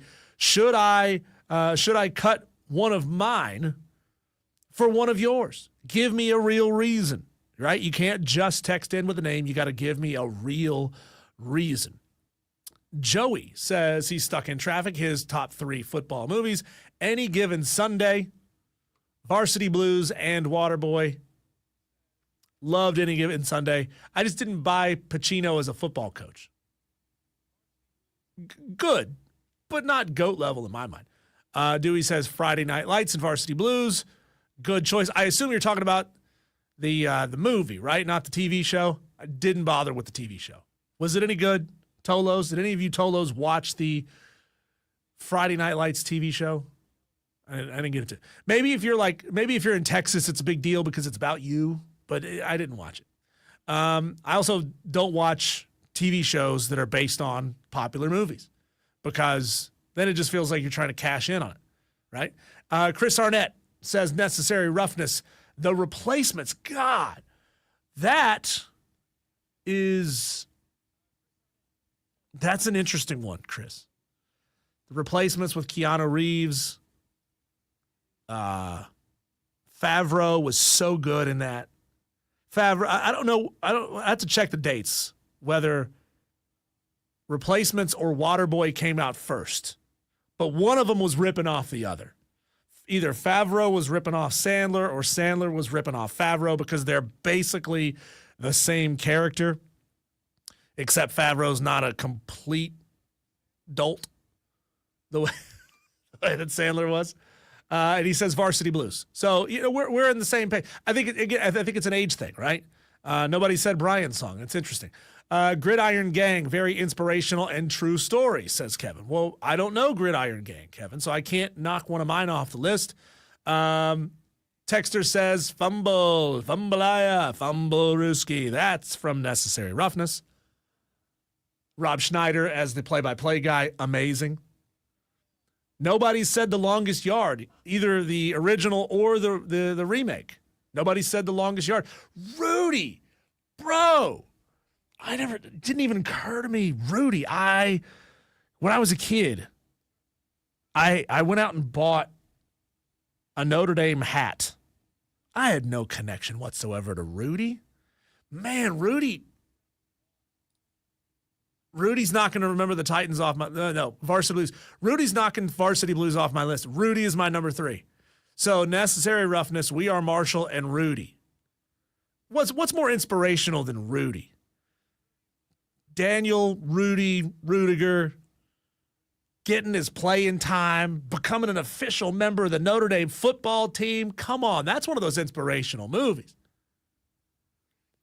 That's so good. Yeah, Rudy's my 2. Rudy's my 2. It's making a strong case for my number 1. He says it's not always accurate, but it's a heartstring puller of a movie, and the soundtrack is awesome. Also, a very early vehicle for Vince Vaughn. An amazing film. God, that's good. That's so good. Yeah, that's on my list now. Thank you for reminding me of that. When we come back, let's jump into Charlotte area sports. I'm bringing on your favorite, my favorite, everybody's favorite, Shane Connick of the Charlotte Observer next.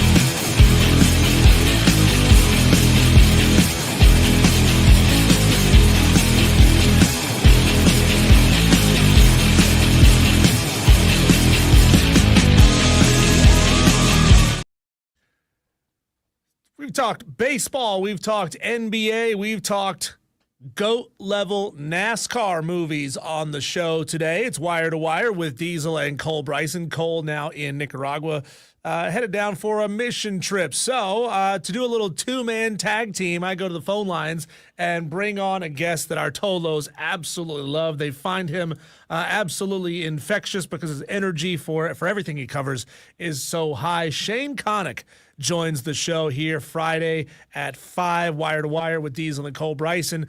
So Shane, let's start right there with what's been the hottest button topic of the day.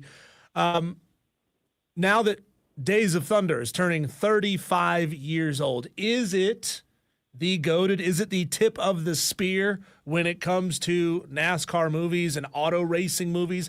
Can anything else top it? Yeah, and I think it hasn't happened yet. NASCAR's got ideas up its sleeve. It's got cameras everywhere, but we're getting to a point when NASCAR is going to have something that can really, if the Netflix stuff hasn't, if this in-season tournament this week, the next 5 weeks doesn't do it, it's going to be something bigger than what Drive to Survive did with Formula One. And that being such a pivotal way to reach new fans, it's an entertaining product. And something Steve Phelps talked about this past week, commissioner of NASCAR, that at the end of the day, we're competing with other sports leagues. We're competing, getting our own fans more and more invested, and that at the end of the day, we're putting on, like every other sports league, a product that you want people to see. The numbers keep improving. They feel they're doing a good job reaching younger fans, but that entertainment side of it is enormous, and it's going to take something else for NASCAR to insert it back into that national and international prominence even. When you see what happened, when you see the effect of Drive to Survive and others. Well, I think it was Ricky Bobby in Talladega Nights that said, "Save me, Tom Cruise," when he thought he was on fire. Spoiler alert: Ricky Bobby was not on fire in that moment. I mean, we all think it's going to happen. This Days of Thunder 2 movie, it's probably going to happen. From what you're hearing, how involved is? I mean, obviously they have to use NASCAR tracks. They can't do it all on green screen, but just how involved are other drivers going to be? Are they going to try to insert a bunch of cameos in that movie, which will be a great way for fans who maybe love Tom Cruise movies but don't know a ton of NASCAR, for them to kind of get to know some of these drivers?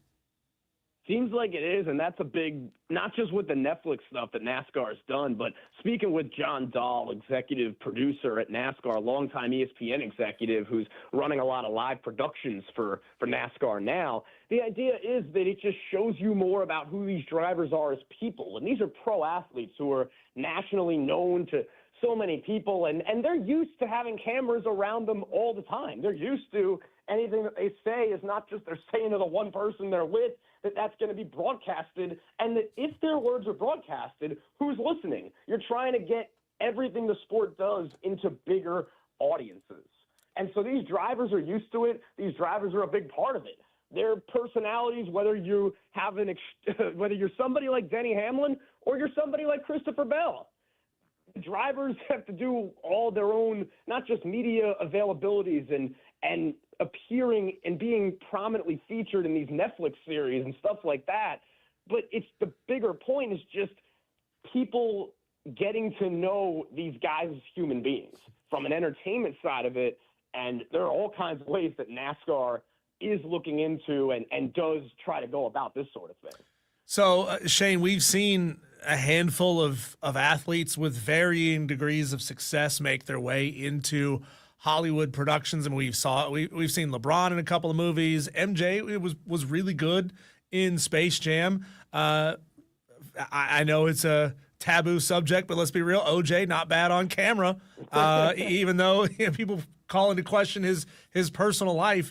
Among the NASCAR drivers that you've had time to spend time with, who do you think will look natural on camera and look like an actor, not just a race car driver that they stuck into a movie? Carson Hocevar is going to have that down. A year ago, it would have been Denny Hamlin, obvious answer. Oh, his personality. Oh, he hosts his own podcast. Oh, every time that he gets a microphone in front of him, he's not letting it go for at least 10 minutes. No. When you get Carson Hocevar doing anything It could be any day of the week. It could be any time. He knows how to not just be on social media, but he's just such an advocate for the sport, in addition to having that polarizing personality that we talk about every week that the drivers feel in the garage. But Carson Hocevar, I mean, just thinking back weeks ago, and we were out at Rockingham, and if you're on social media in the NASCAR world, you know this, but you see Carson Hocevar driving around in his number 3 Dale Earnhardt truck, and he just went out to Rockingham and just was there. And then there was another time, and Jeff Cluck wrote a great story in The Athletic about how Carson Hocevar watches every truck race from the grandstands, just in the crowd. And he is just, everything he does, whether people are watching him or not, he's such a personality beyond being a NASCAR driver, because he's becoming that polarizing driver in the garage who is going to be aggressive on the racetrack and who drivers are not afraid to call out for the way he drives. And then at a certain point, you got a personality who's much different than the rest in that garage. And that is something that when NASCAR continues to get itself on bigger and bigger stages, especially with as young as Carson Hocevar is, you're going to be seeing a lot more of him. So, Shane, we had one of our hardcore Tolos, JD, text in and use the word gimmicky when it comes to this in-season challenge that we're about to get started here. Would you use the word gimmicky? And for those who are not hardcore NASCAR followers, myself included, kind of explain this in-season challenge. Yeah, JD, I appreciate it. I saw you noted that on social media as well. And I would use the word gimmicky to describe it. I don't think that means it's a bad thing, though. I think no matter what, every sports league is trying to do things to get more people to watch them. You know, people can watch the NBA, and then, okay, the NBA decides to add an in-season tournament, and NASCAR feels people watch NASCAR, so now they're going to add an in-season tournament. You know, Hendrick Motorsports likes to walk around and call itself the New York Yankees of motorsports. That's not something I've ever liked, but if they're working on being more like the Lakers, it's got to be a Hendrick Motorsports driver who wins the inaugural in-season tournament, right? Yeah, Shane. That's kind of what. Go ahead. That's just what it feels like, you know. Like the same way it felt in the NBA when they launched that, and you know everyone kind of thinks it's a gimmick, but and then the Lakers win it, and it feels like even more of a gimmick. It feels like that's exactly what we're in for with NASCAR. But I would say, objectively, you can't argue that everybody's not watching every NBA game in the middle of October or November or whatever, but that when you have the in-season tournament and they have the different courts and different jerseys, and you can argue maybe slightly more people paid attention to it and bet on it and whatever. And so NASCAR strictly cares about that. You got, like Denny Hamlin felt when he kind of pitched this idea on his podcast years ago, you just got the months of July and August, and what pro sports are going on? You got Major League Baseball. You got NASCAR. You just got different things happening. And if you're NASCAR, every week you want the most people you want to think you have the most people watching your race every single week. If you add in this gimmick, you think you have more people watching it, and that's all it is. So is that what NASCAR is hoping to get out of this, sort of a tent pole in the middle of the season? Where let's be real, some of the ratings could fall off because we're still a ways away from the playoffs later on in the season. Is that what they're hoping this thing becomes, as a tent pole? Yeah, they're hoping that this is the kind of thing that people just during the summer months know what's going on. You're watching the race and you're just watching for individual matchups. And anytime you bet on a race, you could bet on somebody to win the race. You could bet on somebody to finish in the top 5, whatever. This kind of brings NASCAR into the one versus the other sport. The idea that you got your driver and he's got to finish higher than one other guy. And if you're around the sport, you understand that every driver is his own team, and the number of people who go into building the race car and the number of people who go into maximizing the amount of time that on each pit stop during the race. And so, yeah, it feels like you've got, they know that it's a TV thing, it's a ratings thing for sure, but at the same time, NASCAR is always trying to create more incentives for drivers. I mean, why do we have a bunch of road courses in the sport right now and keep changing up the tracks? And this isn't a good track, but then you keep going back. There's just so many things that they're trying to do every single week. And now when you got also the TNT starting to broadcast these next 5 races, just everything about it, Saturday night race kicking it all off this week. Just a lot of things that just making it a little bit different, the same way the first race of the playoffs is a little bit different feel than the rest of it. And so it's just continuing to have the course of the season, just have these different points that if you're casually into it or not into it at all, you would just hear about and be like, oh, okay. Well, TNT, feels like a traditional home for NASCAR, and I know it's tough for some people with it bouncing all over the place. But the Amazon delivery, the production has been really good. So, move over to another network. They've got big shoes to fill as they head to Atlanta. I know a lot of people are looking at basically it's Ford and everybody else. Do you agree with that sentiment? Are we going to see a lot of Fords dominating in Atlanta? It's felt that way in what's going to be the first race at Echo Park Speedway. Atlanta Motor Speedway is now officially called Echo Park Speedway. That's now where this weekend's race is, but it does feel like it's going to be another Ford. However, Atlanta truly is one of the best tracks that we go to every single year in this sport. It could be a super speedway style feel where you don't know who's going to win, and you're going to probably get a big wreck, whether it's in the beginning or end or both. At the same time, you've had more and more of these Ford drivers, whether it's a Joey Logano, and whether it's even drivers in other series who have been able to figure it out. You've had, again, the track keeps getting reconfigured, and at this point, the super speedway style layout has produced great racing seemingly every time we go there. And so it feels like no better place to start off these playoffs. And then just the last thing I note about the Ford driver potentially winning this week is that it feels like with the in-season tournament, it will be another unprecedented, we don't know what's going to happen, because when you got everybody racing against one other guy and these teams are preparing all year for at a certain point, this is a new thing where your team's trying to beat somebody else's team and nobody else. I would say it might be harder and harder to predict which manufacturer is going to end up in victory lane, because a lot of drivers, the goal won't necessarily be to win the entire race because you're trying to maintain your positioning against one other driver. Shane, talking to Shane Connick of the Charlotte Observer, you got some time to sit down and talk to the newest Charlotte Hornets. And 2 Duke Blue Devils going to take that ride. What is it, an hour and a half? Not even down from Duke down to Charlotte. Con Knippel and Scion both making their way down to Charlotte. How stoked did it sound like those two are to be on a team together and start their NBA journeys together?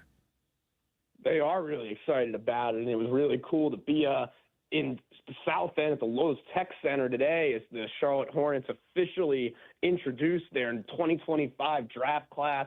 To have Con Knippel right down the road from where he played his college ball the past year, and Sion James as well, growing up in Sugar Hill, Georgia, he's done some really cool things throughout his life and actually founded 2 different nonprofit foundations that he's continued to run and take with him from Georgia to all the way to Durham. He's done throughout his college career when he started at Tulane. Just a really, really good kid, a really good, a really solid player for Duke last year as well. And those two very excited to be staying in North Carolina. James noting that he started to really feel at home in North Carolina since he was in Durham. At first, he was all new, and he got in there and he really started to enjoy his time in Durham and around the state, and to stay here and be doing it with Con Knippel. And the other 2 Charlotte Hornets draft picks, you've got Ryan Kalkbrenner, their new big man, the 7'1" center from Creighton. And then, of course, you got Liam McNeely, the former UConn standout. And they both had joking today that, Ryan Kalkbrenner did not forget about Liam McNeely, because he dropped 38 points when UConn went into Omaha and took down Creighton this past year. So those 2 are happy to be on the same side now. Shane, I'm going to be real with you. It's tough talking Charlotte Hornets here in the upstate of South Carolina because, frankly, the Hornets have been pretty bad over the last couple of seasons, and it doesn't seem like there's any real push, any real movement to improve. What were they, second or third to last in the Eastern Conference last year. How much pressure is there now on GM Jeff Peterson to turn this thing around? Like how hard is management turning the screws on him to fix this? Because it feels like, when I was a kid, Charlotte was a good team. I wouldn't say a great team, but a good team. They had a lot of buzz, for lack of a better term. But is he feeling the pressure to really turn this thing around? He is, and they're really focused on building a culture. And that's the first thing that Charles Lee and Jeff Peterson are looking at as they look ahead to the Las Vegas Summer League. The Hornets got their schedule today for their 5 games they're going to be playing in July in the summer. And the idea that they're so focused on playing team basketball together. Every single day, it's about how these guys work. It's not about players going out, no, he scored 30 points, he scored 40 points. This Hornets team is determined. And Jeff Peterson and Charles Lee have brought a bit of a younger mindset and a bit of a new mentality along with the new ownership that has come in over the past couple of years with this Charlotte Hornets organization. They're continuing to renovate the Spectrum Center. It's going to, I think, fully be finished after this season, but the idea being that already it's starting to look newer and a little bit more modern in there. The Hornets still do, even the past couple of years, even if they're not winning, they do draw, especially weekend games. They'll be sold out a lot, even when things aren't necessarily going well. And you just can tell that even if the Hornets didn't end up getting Cooper Flagg or bringing in the biggest trade or free agent signing in the NBA of the offseason, it feels like you just have the right people who are trying to understand the passion for the sport of basketball in the Carolinas and are trying to really build something with a lot of young players, not just building around LaMelo Ball, but understanding what LaMelo Ball and Brandon Miller, and obviously they decided to let Mark Williams go for the second time, and just trying to build up this team around its young talent and continue to bring in more and more of a supporting cast that they believe in. That's why they drafted Tijan Salon with a high pick last year when it kind of seemed a little unexpected. They're trying to build this team, have a young team with talent, but they're trying to do it the right way. They're trying to do it their way. And the flip side is it's a process. Shane, I was just in downtown Charlotte about a month ago for the Metallica show when they came and played at Bank of America Stadium. And we were staying in a hotel where we could look out the window and see the Spectrum Center. I'm going to ask you kind of an oddball question here, okay? As we were getting ready for that concert, my wife and I, we walk up the street and we go to this restaurant. You may know exactly the one that I'm talking about. It is a fresh salads restaurant I think it was called Sweet Greens. Well, they don't have people making your food. They let robots do that, and the food, in my mind, comes out perfect every time. Is Shane Connick willing to eat at a restaurant where a robot makes your food? I could barely make anything myself, I feel like sometimes, but so at a certain point, anything that's going to work is going to work. But that feels like you're just, I don't know who maybe robots already make my Chick-fil-A orders. Shane, when you're in downtown Charlotte, you got to keep your eye out for those, what do they call, mint scooters that are running around all over the place. You haven't been clipped by one of those yet, have you? No. And just in college, I'm used to being the one trying to hit people. So, Shane Connick, Charlotte Observer. Love you, pal. Appreciate you joining us and taking time here on your Friday. We're both off. Cole and I are both off next week. So enjoy your 4th of July. By the way, are you staying in Charlotte in the Carolinas, or are you headed back up to Maryland? No, I'll be around. I'll be down here. I'll be down in the Carolinas. Awesome. Well, we'll hopefully get a chance to talk to you again real soon. Shane Connick, Charlotte Observer. Thanks, pal. Oh, yeah. There you go. Shane Connick of the Charlotte Observer. When we come back on the other side of the break, let's play the game that is sweeping the nation. Your chance, Tolos, to call in and talk about something that's going well for you right now, if that's where you want to take this. We call them our Friday Fives. This is your chance to shout somebody out, whether it be a pro athlete, whether it be your kid who just hit a home run in baseball last week, his first home run, whatever it may be. Our Friday Fives, shouting out some of the best performances of the week, coming your way next.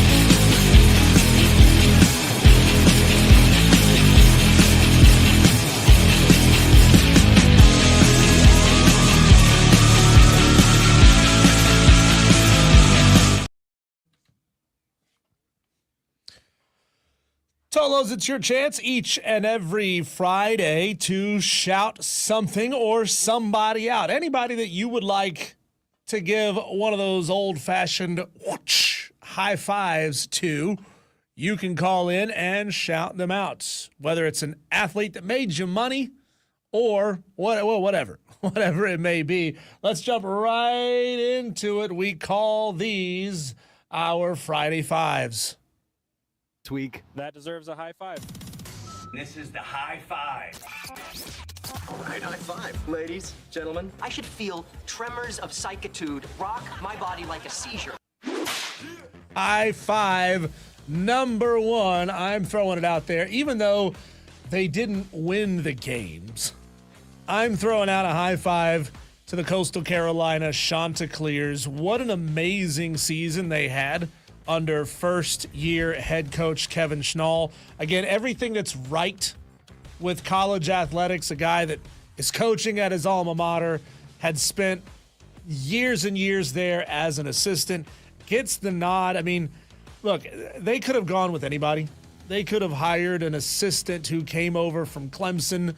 They could have hired the pitching coach from North Carolina, whatever it may be, but they hired a guy who embodies the Coastal Carolina culture. And look, I'll give them a lot of credit. Even though Coastal Carolina is a rival to my school in App State, they hire coaches constantly who embody the culture of Coastal Carolina University. That gruff, rough, in your face, not afraid to ruffle feathers and upset people kind of coach. Jamie Chadwell, that guy. Kevin Schnall is that kind of guy. Not so much the outgoing basketball coach. He was an old school kind of coach, but they do a great job where that's concerned, and I think all schools could do a better job. Not necessarily that you have to hire alumni, because we've seen how that can backfire at a lot of different places, but it worked out well for them over the course of the season. Got a long way. I looked at them before this thing started, before the College World Series started, during the Super Regional round, and said, I thought Coastal Carolina was a dark horse to win the whole thing.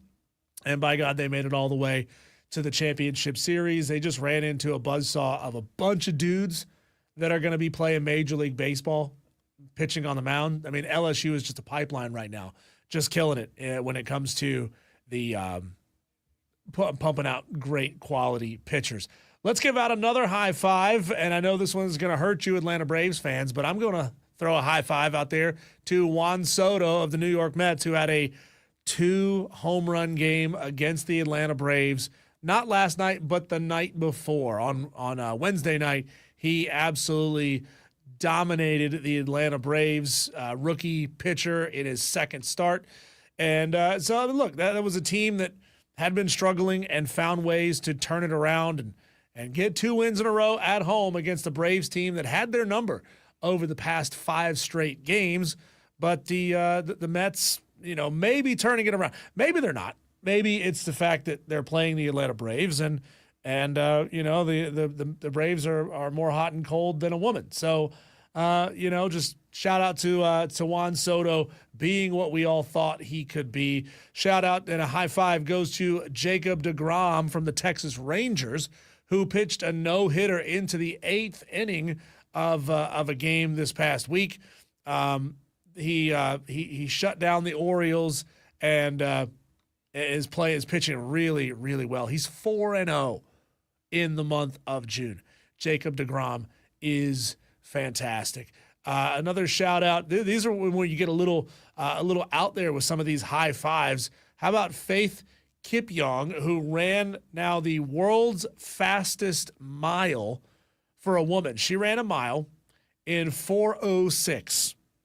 The attempt, this was Nike's Breaking 4 event, and the attempt was to break that 4-minute mark. She came real close. That's a 1.5 seconds slow on each lap in a 1-mile run. So shout out to her. Let's go to the phone lines at 844-326-3663. Bring it on the caller. Caller, who is this and where are you calling from? Yes, this is Dewey. Dewey, where do you live? I live under a tree. Oh, okay. In the woods. Okay, that tracks. Yeah, what do you got to say? So your ban is officially lifted. Did you wake up this morning like excited, ready to jump out of bed and call into Wire to Wire? I couldn't wait. I almost called him the Rob Brown, but I don't think Alonzo would talk to me, so I didn't call him Rob Brown. Well, you tried to give away our Star Award nomination to the Rob Brown Show just because Cole and I are taking some time off. What do you got to say about that? You had a vacation last week. Oh, that was like 3 weeks ago. Now you go.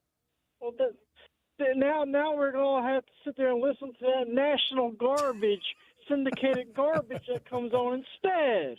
Oh, okay. And I don't have nothing else to do, so I'll probably have to go make someone mad or something.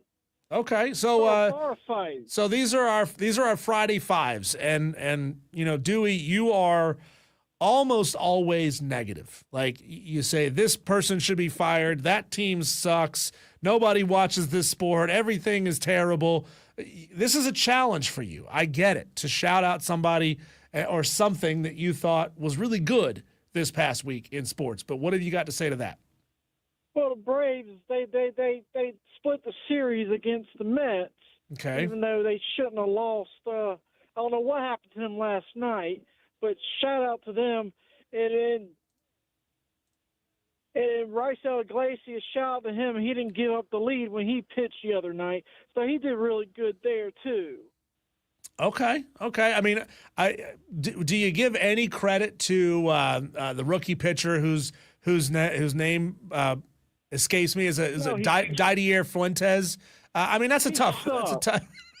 He sucks. He's sending back to the minors. Yes, because he's not ready. He showed he wasn't ready, but they don't have a choice now because they didn't do what they needed to do in the off season. Also, shout out to Cole for doing missionary work. He's a better person than I am. I can say that because I've never gone anywhere and done anything nice for anyone. No, me either. I don't like doing anything nice, but that's really nice of him to do that. And shout out to him for taking his vacation time to help other people less fortunate. There you go. Thank you, Dewey. I appreciate the call. There you go. That is your Daily Dewey here on what we call our Friday Fives, 844-326-3663. If you want to call in and shout out anybody else, I will shout out one more time. We talked about it in the 320 segment of the show today. You can always go back and find that on the Odyssey app. I want to shout out the Ainge family who seem to be, because this is still a developing story, but seem to be standing on business when it comes to Ace Bailey, the Rutgers guard that didn't work out for the Jazz and tried to, at least the reports are, tried to dictate where it was he was going to go in the NBA draft. But the Jazz took him at number 5, even though he had not been a strong candidate or target for the Jazz. He was the best player available at the time. And well, he's reportedly headed to Utah, and Brian Windhorst may be delivering a message for the Ainge family through the media and essentially saying they're not going to blink. They're not going to budge. They're not going to give you what you want. They're not going to trade you off to somewhere else. You are going to be a Jazz player, and if you don't like it, well, then you can sit out for a year and not get paid. Texter, this is from Joey, says, shout out to my development team on their work on the upcoming iBowl app. iBowl. What is the iBowl app, Joey? Is that a place to go find all your favorite soups, like an app that helps you find great soup? Is it a bowling app that helps you track your scores? You got to tell us what this app is, because if we got a hoity-toity app developer in the audience, we need to know about it. So let us know. Let us know. Let's get to some audio from around the sports world. And Tolos, you can keep calling in and texting in when it comes to your Friday Fives. I know we're getting kind of that really slow part of the year where talking sports is tough. It's a lot of speculation. It's a lot of prediction. You know, you can't hold it against anybody, predictions that they make at this time of year, because that's really all we have to do or have available to do over the next couple of months, though I know people will try. Let's get to some audio from around the sports world. Let's get to former Baltimore Ravens kicker Justin Tucker was officially suspended 10 weeks by the NFL. This audio comes from Ian Rappaport. Finally, after several months of allegations and several months of wondering and denials, Justin Tucker has officially been suspended by the NFL. The former all-pro kicker for the Baltimore Ravens, one of the best kickers of his generation, who was released earlier this offseason after the Ravens drafted a kicker and after his scandal really came to light. He has now been suspended 10 weeks by the NFL, 10 weeks for violations of the personal conduct policy. And just remember, this goes all the way back to a Baltimore publication printing several allegations, more than 10, of Justin Tucker having inappropriate behavior while getting a massage at local Baltimore massage parlors. He and his wife banded together, and he denied the allegations. His agent, Rob Roche, also came out, denied the allegations. Roche also said in a statement he wanted to put it behind him, so they are accepting this penalty from the NFL. So no appeal for Justin Tucker. Because he is not employed by a team, he can work out, can theoretically practice with a team, which is what a workout is, but cannot play in an actual game until after the 10 weeks are over. So after all this, Justin Tucker officially suspended by the NFL.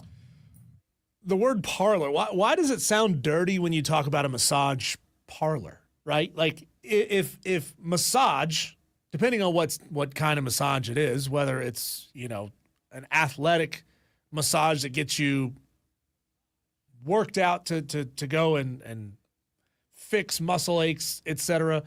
To call it a massage parlor, it just sounds dirty, right? It just sounds like this. You go to a parlor to get, you know what I'm saying, right? If you go to a massage therapy office, that sounds official. Sounds like you're going to the dentist office. But when you go to a massage parlor, it seems like, that's where you see the drapes on the windows and nobody can see inside. Here's, Juan Soto just obliterating the Atlanta Braves with this is not Juan Soto. This is Pete Alonso in last night's game against the Atlanta Braves. Juan Soto was the hero the night before. Here's Pete with an RBI single, bottom of the fifth. This is really all it took to beat the Atlanta Braves because they couldn't even muster a run. And he does, and he lines one up the middle for a base hit. Lindor will come around to score. Racing for third is Nimmo. Pete Alonso drives in a run with an RBI two-out single. And it's 2-0 New York in the fifth. 65 runs batted in for Alonso. Is there any better sound in sports than that crack of a bat? Like there's that swish of a basketball going through the net and the crack of the bat. Like there's no sound like that for football. Right? There's no equivalent in football, and that's one of the only things that football hadn't quite figured out is how do you get that sound for your sport, that signature sound, other than the hit when somebody gets hit. I know that was terrible acting. Let's go to one more from last night's Braves-Mets game, where, as Dewey said earlier, the Mets did pull even in this series, a 4-game series, 2-2, but the Atlanta Braves do have a 5-2 lead over the Mets in their last 2 series. Here's Jeff McNeil of the Mets with an RBI single to make it 4-0. Gets a breaking ball and lines in. Base hit. Soto is in. Alonso right behind him. Jeff McNeil drives in a pair, and it's 4-0 New York. Even good teams look bad against bad teams sometimes. But when those good teams who aren't playing well have a guy named Shohei Ohtani on their team and coming up to bat, well, that is the thing that pushes those good teams ahead to win those games that they're not performing great in. Here's Shohei Ohtani last night with a solo home run in the top of the 7th to make it 3-1 versus the awful Colorado Rockies. This audio comes from Sportsnet LA. There's one golfed in the air, right center field toward the Dodger bullpen and into the bullpen. Kirby makes the catch on Ohtani's 28th home run of the season. The Dodgers double their lead. It's now 3-1. You know, the last two nights, big night for Duke head coach Jon Scheyer. Had to be grinning from ear to ear watching so many of his players go off to start their NBA careers. Cooper Flagg, Con Knippel, Sion James. Here's Jon Scheyer recalling the first time that he was ever told about Cooper Flagg. So, John, take us through the day when you're home minding your own business and Brian Scalabrine is texting you about Cooper Flagg. Did you immediately block the number? Like, what's going through your mind when he's trying to sell you on Cooper Flagg? If you remember that day. I of course I'll never forget that day. And Scal, unfortunately I hate trying to make his ego any bigger than it already is. But I told him he gave me the most important text of my life. And then we spoke on the phone. And, there's a part of you, right, we're fortunate to get these calls a good amount, about a kid and this and that. And so, there's a part of you that's like, all right, like, how good is this kid from Maine, really? Like, come on. I know Scal has played in the NBA. He's played at the highest levels. But, like, come on. And then you see him play, and it's like, all right, I know exactly what Scal was talking about. But I think the magic with Coop, though, and Scal, you can tell me if you agree with this, it's being around him every day where you truly appreciate, how much he impacts winning, how much he makes you better.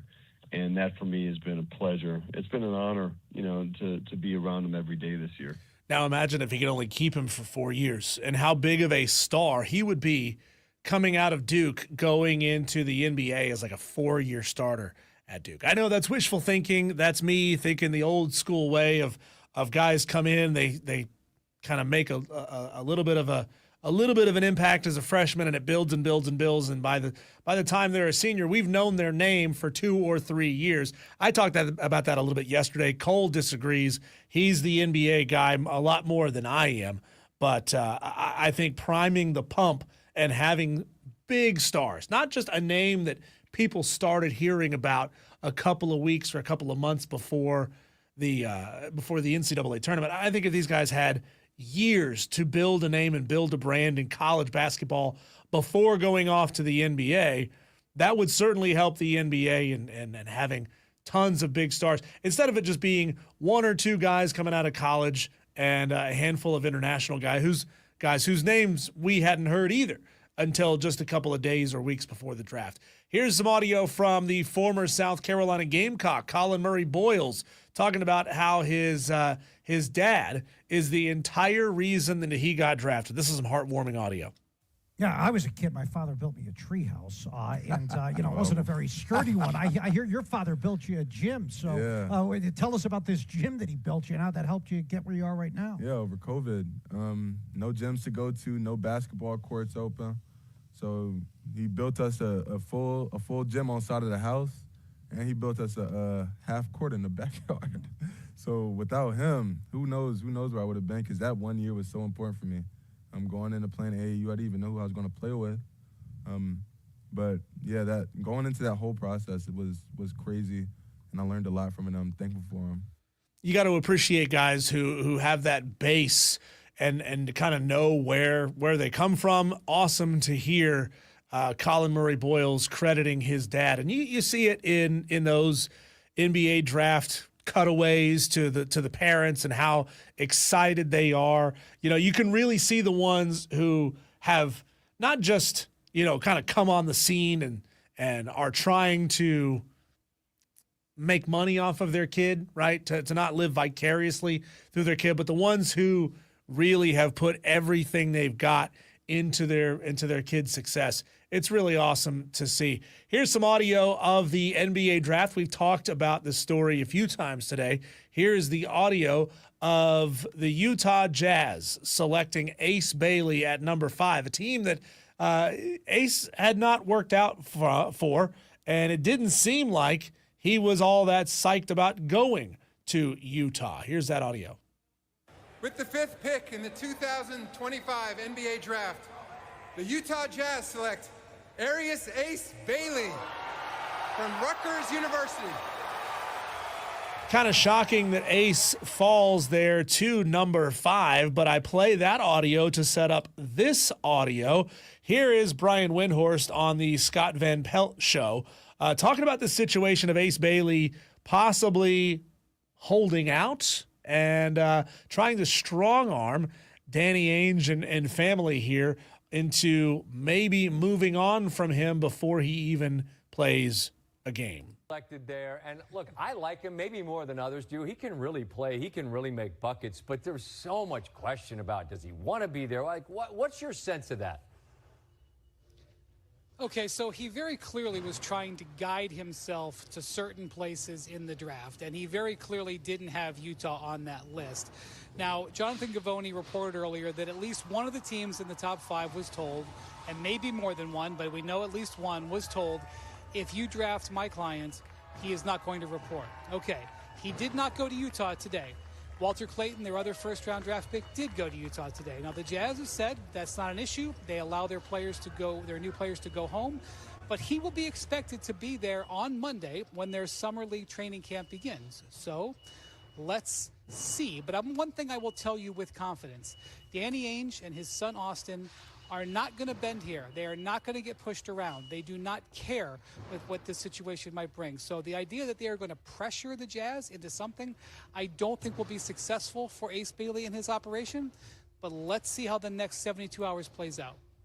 Going to be a fascinating story to see what goes on there.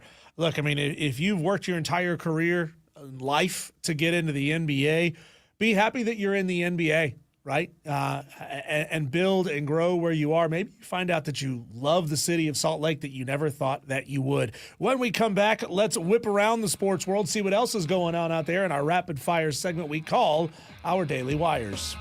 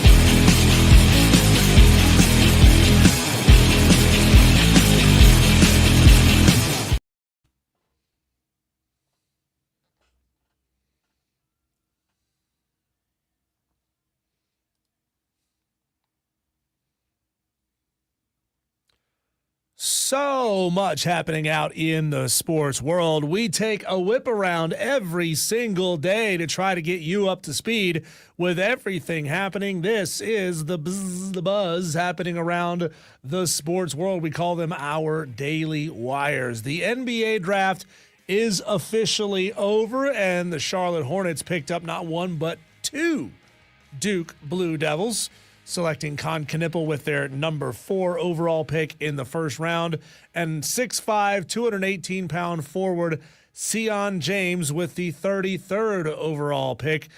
Sion is graded as a solid defender, but not a prolific scorer. Charlotte also picked up 7'1" center Ryan Kalkbrenner from Creighton to replace Mark Williams, who was just traded to Phoenix.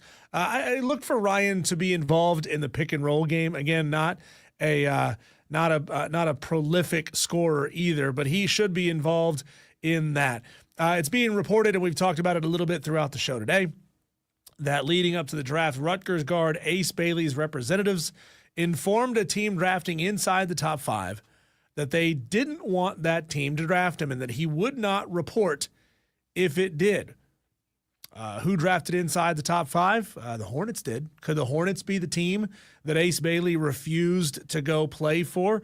He averaged 17 points a game last year at Rutgers. Again, no word on who that team was. He ended up being selected number 5 by Utah, a team that he didn't even work out for. One last thing for you on the NBA draft, and here's a real surprise.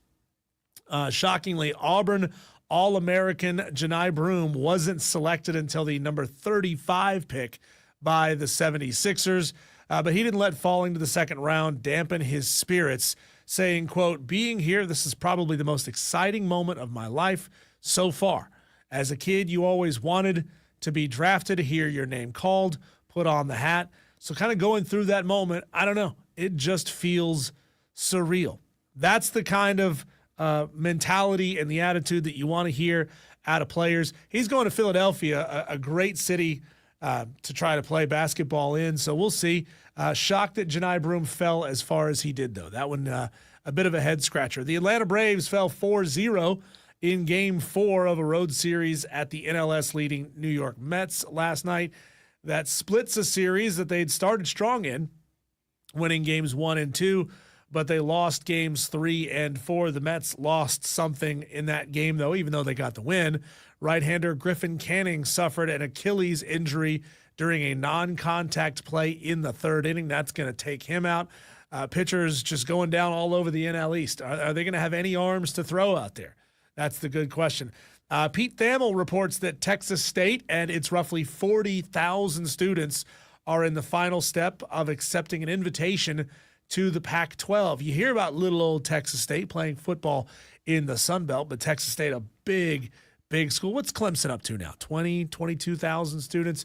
Texas State almost doubles it when it comes to their student enrollment. The move will likely happen for the 26-27 school year for all sports.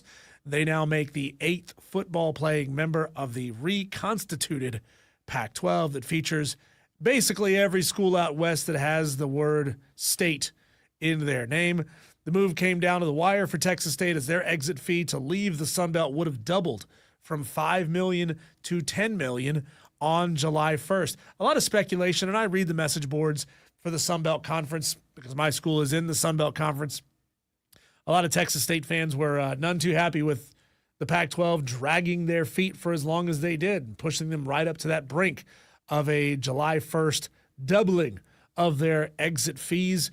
Obviously, Sun Belt schools would have loved to have had the extra cash, but the Pac-12 finally did come through. I wonder if they were kind of last minute trying to negotiate and wheel and deal for other schools and maybe hold off on Texas State a little bit longer. Don't know what their reason was for holding that team hostage and taking their time. More realignment coming to the FCS ranks. The WAC and the Atlantic Sun Conference are set to form the United Athletic Conference. It's more of a scheduling agreement than it is a new conference, but it's a rebrand. The ASUN will still be headquartered in Jacksonville. The WAC will still be headquartered in Arlington, Texas.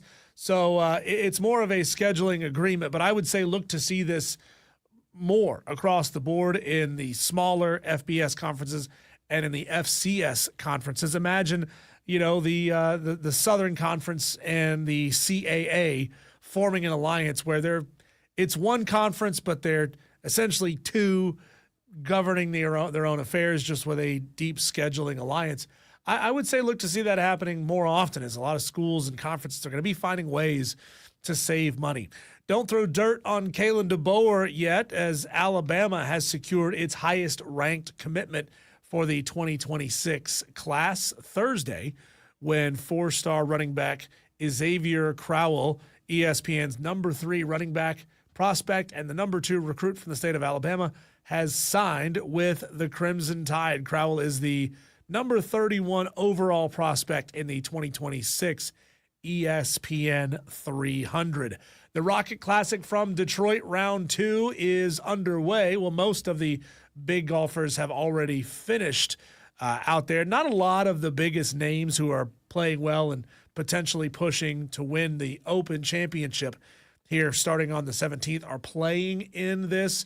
As of right now, here are some of the scores, though. The leader who is in the clubhouse today, Phillip Knowles, the American, he is done 8 under today, 14 under overall.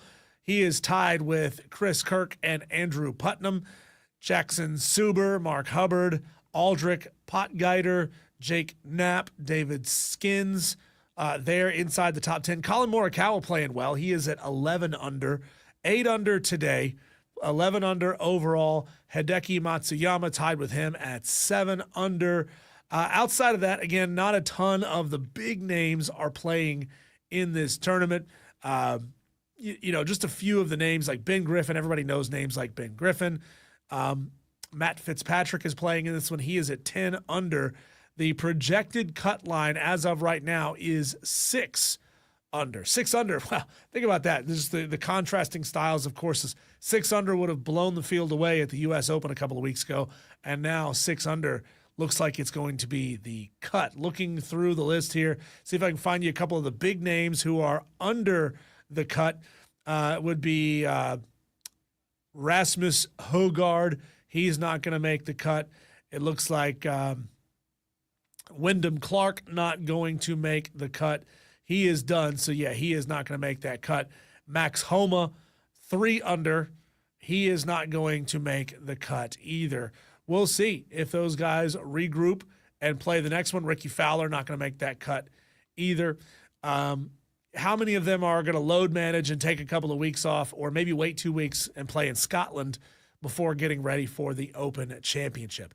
Team USA going to face Costa Rica Sunday night at 7 o'clock in Minneapolis in the CONCACAF Gold Cup. They are 3-0 so far in the tournament, with one of those wins being against Saudi Arabia. You may be saying that's really weird. CONCACAF is the Western Hemisphere. It's Canada, America, the island nations in South America. What's going on? Well, it does happen sometimes that teams that need a place to play as they work their way towards the World Cup, they will essentially be on loan and be able to play in other tournaments.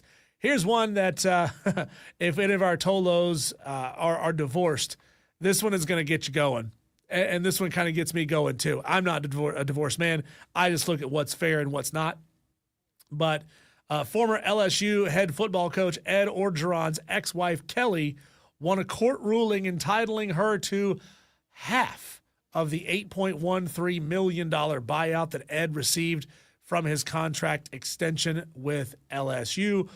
Ed Orgeron, we know, led LSU to a national championship in 2019 and signed a contract extension in January of 2020. Shortly before filing for divorce, the Louisiana Supreme Court ruled in favor of his ex-wife Kelly, stating that contract extension was community property. That's tough. That's tough. That's $4 million out the window. Sorry, Ed, your ex-wife is getting that, and it's because, well, you signed that contract extension before you filed for divorce. Don't take this as legal advice, but if your marriage is on the rocks, maybe file before you get a lot of money for something, sign a new contract. That's tough. That's tough for Ed Orgeron. Those are your daily wires. It's Wire to Wire with Diesel and Cole. Bryson got an update from Joey about his app, iBowl. He shouted out earlier the development team working on the upcoming iBowl app.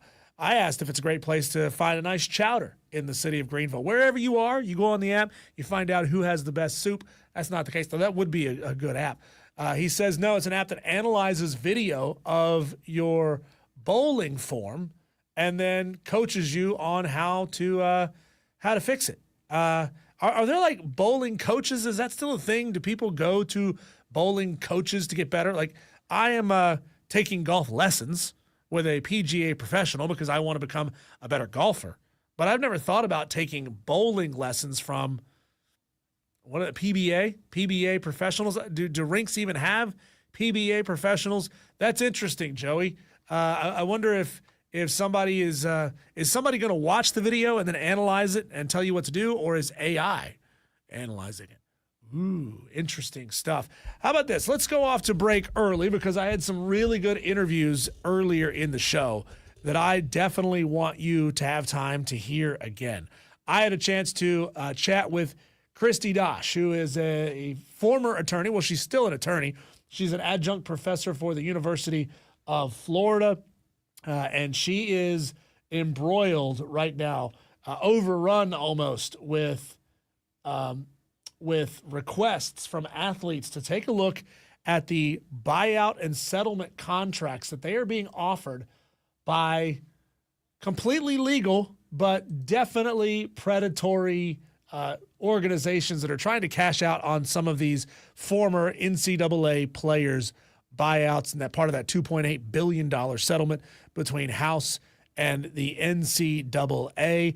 I had a great conversation with her. It was a little bit shorter. That's why I'm going to jump off to break now. We'll come back and talk about it afterwards. And I want to play you that interview from earlier in the show with Bob Nightengale, the president of the Baseball Writers Association of America, how he feels about Pete Rose and his removal from the exempt list by MLB Commissioner Rob Manfred. We'll get into both of those conversations. Kristi Dosh will be first, chat about it, come back, and then Bob Nightengale to close out the show here on this Friday, 1 week away from the 4th of July.